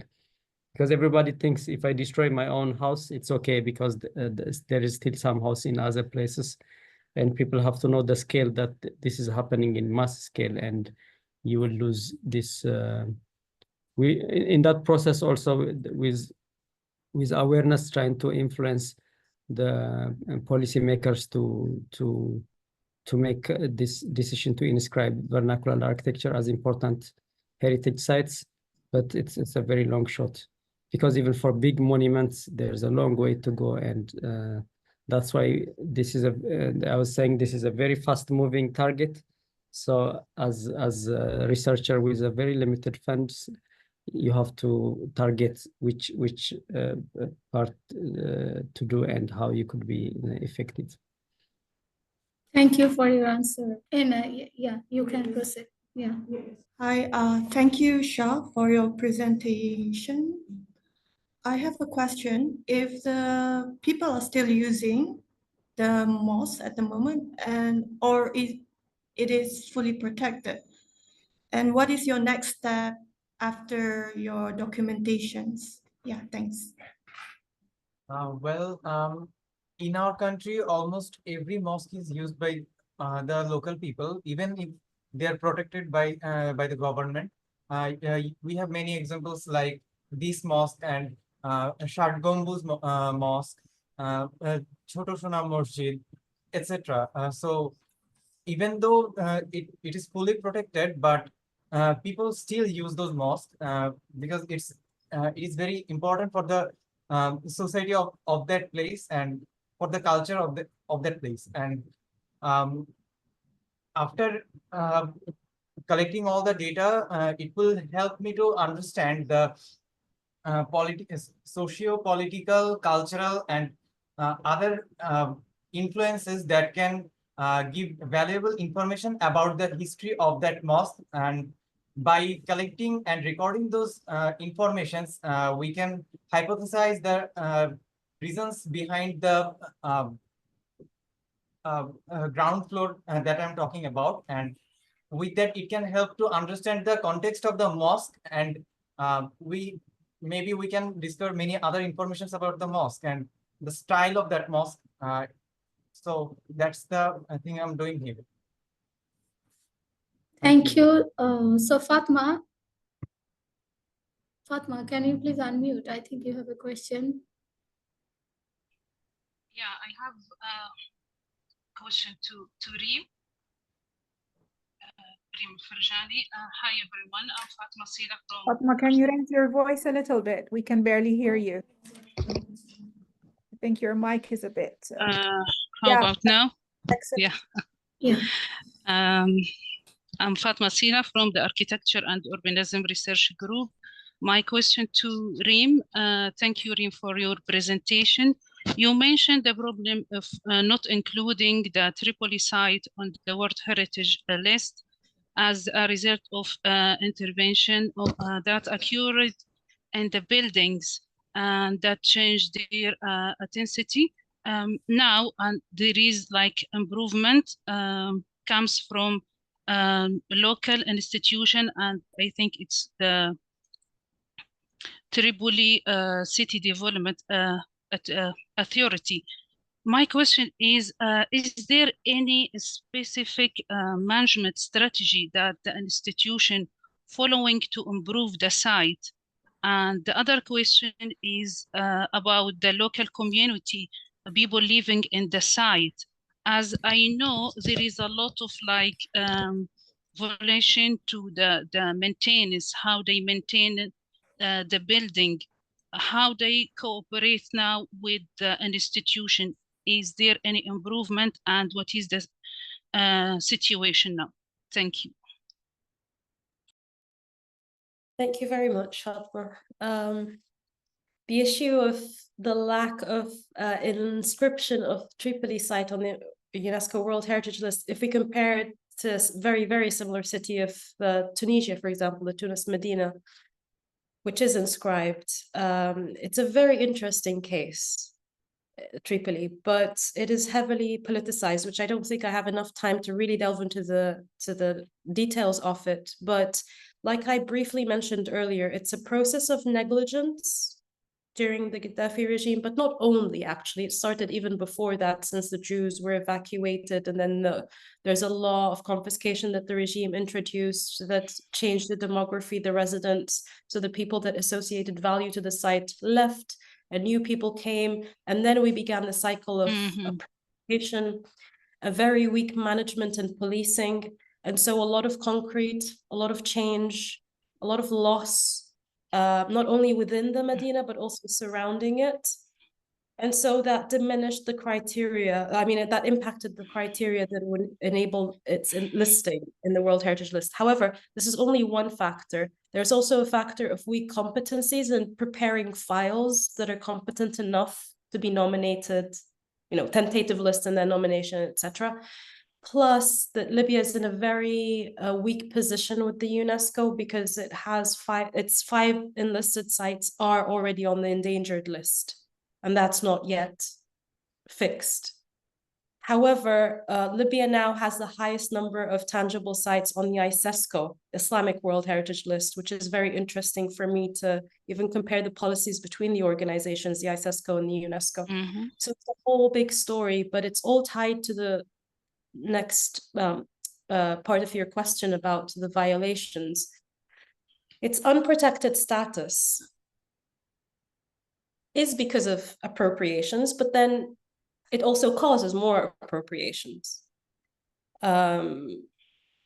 But yet, I mean, I have a very big question there. If we talk about, in critical heritage studies, we talk about democratization of heritage, and that the local community and the intangible aspect, and that local communities have the right to decide which heritage to protect and which not, and what it means, if it's valuable, if it's not, and all that debate and discourse that we have in the critical heritage field, then where do we draw the line? If the current residents prioritize the functional value as a living space in the heritage site, and they see that they want to use it and engage with it in particular ways. It's a very dangerous point that I'm making, but where do you draw the line? Where do you say, no, you the local community I'm talking about, we're talking about museumification. So it's this kind of the dilemma that the current authority, going back to your question, the current authority is facing. They have a group of residents that need to live everyday life, and they need to appropriate the buildings to live. And there's another group that is almost elitist, and they want to preserve it as a heritage site. It's tricky because it's an old city, it's not an archaeological site, but it's a combination of both.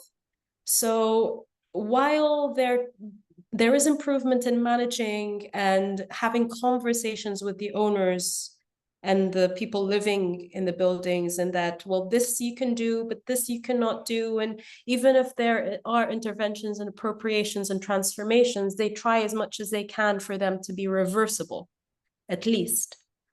But then that's not 100% effective, because then there are powerful groups who are connected to militias locally that then don't like what they hear, and then they, just impose what they want to do. Yeah. For me, I don't say that's violations. It's just the local community deciding what it wants to do with its heritage, honestly. But it's a very interesting topic, and I hope that addresses your question. I'd love to continue having conversation online. Thank you. Yeah, me too. Thank you. Thank you, Reem. One more question from Heng. Heng, are you there? Yes, I am. Yeah, please. I have a question for Reem, and thanks a lot for sharing your work and your paper. I had a browse about the syllabus about your paper, and all of them are really exciting.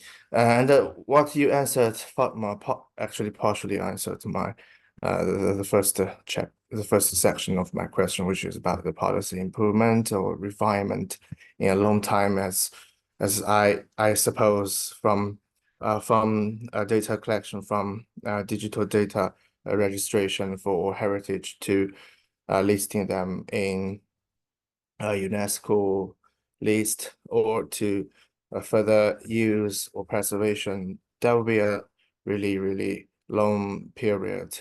So from the period of time, sometimes I just wondering, do you think that there need to be special authorities or kind of departments to supervise everything, like in policies or legislations that can be implemented sufficiently towards what the local authorities want to do?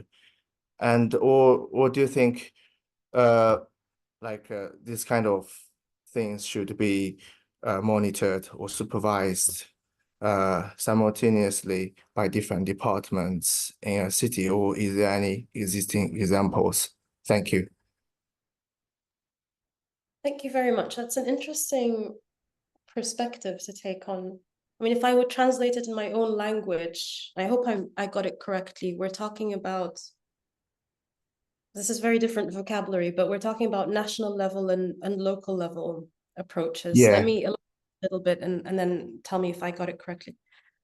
Well, reading also your question in the chat, policies, I think, from my opinion, is very flexible and fluid. I mean, I say this here because something I really like about this conference is that it is not Eurocentric. It looks at the other part of the world.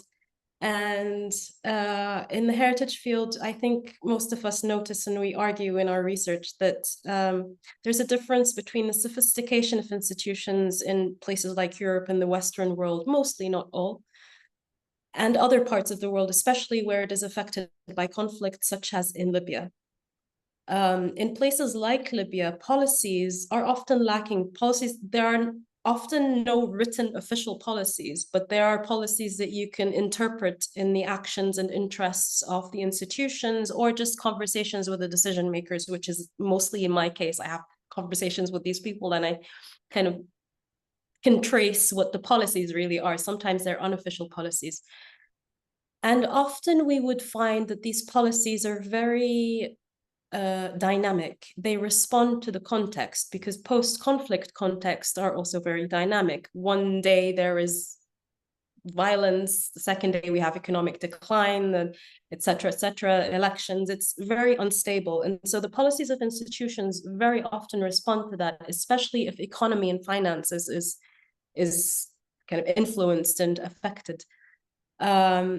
In that case, if we're talking about heritage, what I notice is that national level policies are weak in terms of implementation. It's either they're not even there. In most cases, like Libya has no policies or actions or plans to mitigate the impact of climate change on heritage in Libya, generally, not only the World Heritage, despite the threat is ongoing and we see the impact. So either they're not there, or they're there and very weakly implemented, because it has to go through a whole system that is already weak since the regime and weakened by the conflict. What tends to work is the bottom-up policies on a local level. And this is why the institution that I mentioned, the Old City Administration Board that manages the Old City of Tripoli, has been more effective than others, for example, the Department of Antiquities, because it is a local level. So it just has a little scope, a bunch, like a package of problems that it needs to deal with in order to proceed with its policies. I took a long time to answer this, and yet I haven't said enough, but I think I would summarize it that policies are very, very dynamic, especially in contexts like this. And they're changing, and it definitely needs following up. What tends to work most is a local level policies. And sometimes, more often than not, what I notice is policies are unofficial and they are unwritten, but they're there and they're influenced. Thank you. So foreign interventions, that's a very important, I think, element. Foreign interests of foreign missions, the UNESCO, the embassies and so forth, they steer where the money goes, and therefore they steer where the policies and interests of institutions go. Thank you for your question. Yeah, thank you. I think I got answers from your comments. Thanks a lot for that. Thank you for sharing. Thank you, Reem. Anyone having any more questions? Anybody has any questions or any reflections before we close and say thank you? So if there is no question, I want to ask question to, one is for Afsana and another is for Shah Abdulaziz. So for Afsana, my question is like, in Bangladesh, we can see like conservation practices mostly we can see in the urban areas. So, and most of the cases, conservation is happening in terms of like colonial architecture. So as your case study places in urban rural areas, so do you think there is an impact in the architecture, like in the Jamindar Palace, for placing in the rural place? Do you think there is an impact of the conservation? Ma'am, which I have discussed, the Jamindar Palace is located in a remote area, I have already mentioned. And this Jamindar Palace can be restored because of the local influential peoples. They are not, they are grabbing the palace, and they are, I have mentioned that some residents, illegal residents, are allocated by these local influential people. So the palace can be restored here. Okay, thank you for your answer. Shah Aziz Ahmed, are you there? Yes, I'm here. Yeah. Okay. So my question to you is like the mosque is, you said the mosque is being used as a prayer hall, right? So like mosque as a heritage, is this valued by the other religion as well? Well, in that mosque, I didn't see any other people from different religions, but there are dispute among people about this mosque because there are dispute among them about the land and stuff. So it is really complicated there. But I think there are some influences of different people of different religion on the mosque, but it needs further research. Okay. Thank you. I just want to say that I really enjoyed your talks today, the case studies, and I think there is, like Reem mentioned, there is a kind of similarity in issues and challenges and problems depending on the geographical location. So problems and challenges in the Global South is going to be different, South and West approaches and so on. And I think we need to be very careful about when we talk about informal safeguarding, preservation, and we need to be very clear of understanding that every context will have its own specificities and its own challenges. And like the talk in the first track about building trust with the community, I totally 1000% agree with this, because it's building the trust with the people where is going to take us to make change, but it's not going to work the opposite side. I guess also what we know as well, most of us, is that the policies are very fluid, and they could change eventually over time. And it's very, very difficult to trace how a policy can be consolidated and how it can make a change and transformation. Specifically, again, when we're talking about Global South context, where in some cases, like Libya, for example, I can reflect on the case in Egypt as well, is that policies change by changing individuals, by changing governments. And looking at, for example, at the case in Iraq, that the government will change every couple of months, not years, not even years. And with that, the policy changes. So it becomes really a hinder of understanding how the guidelines set up will be implemented, how can they be actioned? And it starts to be very, very idle. So there are many, many things around that as researchers we're able to manage, to maneuver around, but there are things that are beyond us, specifically the institutional constraints. But with coming to look at how to work closely with grassroots, I think this is the kind of potential future of making the change and making the impact, even if it's a very limited change that we are looking into the built environment. It can still be happening, and this is only going to happen through the knowledge exchange, through the training, through talking, and looking at what Jigna mentioned in her talk about the marginalized narratives. We need to bring those narratives up to the surface, and we need to try to understand the stories and the challenges from the people who are facing it, not from people who are outside of that bubble of making the change. So yeah, it's a lot of things that we talk about hours and hours, but I just wanted to say that thank you so much for all your talks. I think every talk today had a really kind of lesson or an insightful idea that could be taken forward. We can think about that. We are happy to organize more events like this to have more conversations and reflections. That will be really useful. So maybe we can think about that, but we're looking about how to expand that, this discussion and these ideas further and further. Through the Architecture and Urbanism Group, we're trying to build a network and a heritage hub across the Global South. So we will have a call very soon about that. So if you feel that you're interested to join the hub and to take part in part of our activities, please let us know. There will be a form, please fill that, or please get in touch with us directly. But we would love to see you again and to see how your research is going forward and making the proper change. I'm really happy to see a lot of the familiar faces, or the faces that I wanted to see long ago. I'm happy to see you all here, but thank you so much, and I hope it was very useful for you as well. Thank you very much, Roaksana, for organizing this. I know it was a big job for you, but well done. And thanks to everybody who helped with making this event very successful.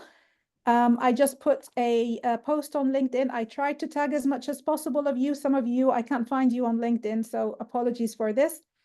But yeah, you can follow up our activities. We're having an upcoming seminar on heritage and creative industries, and how do creative industry workers correlate with identity and belonging in their places and working environments. So that is coming in the couple coming months as well. So if you have any insightful research that you would like to share with us, keep an eye on the call, and we're happy to see you again. And yeah, please keep in touch, follow us on LinkedIn, follow our Twitters, and we'll love to hear from you all. Thank you so much, everyone.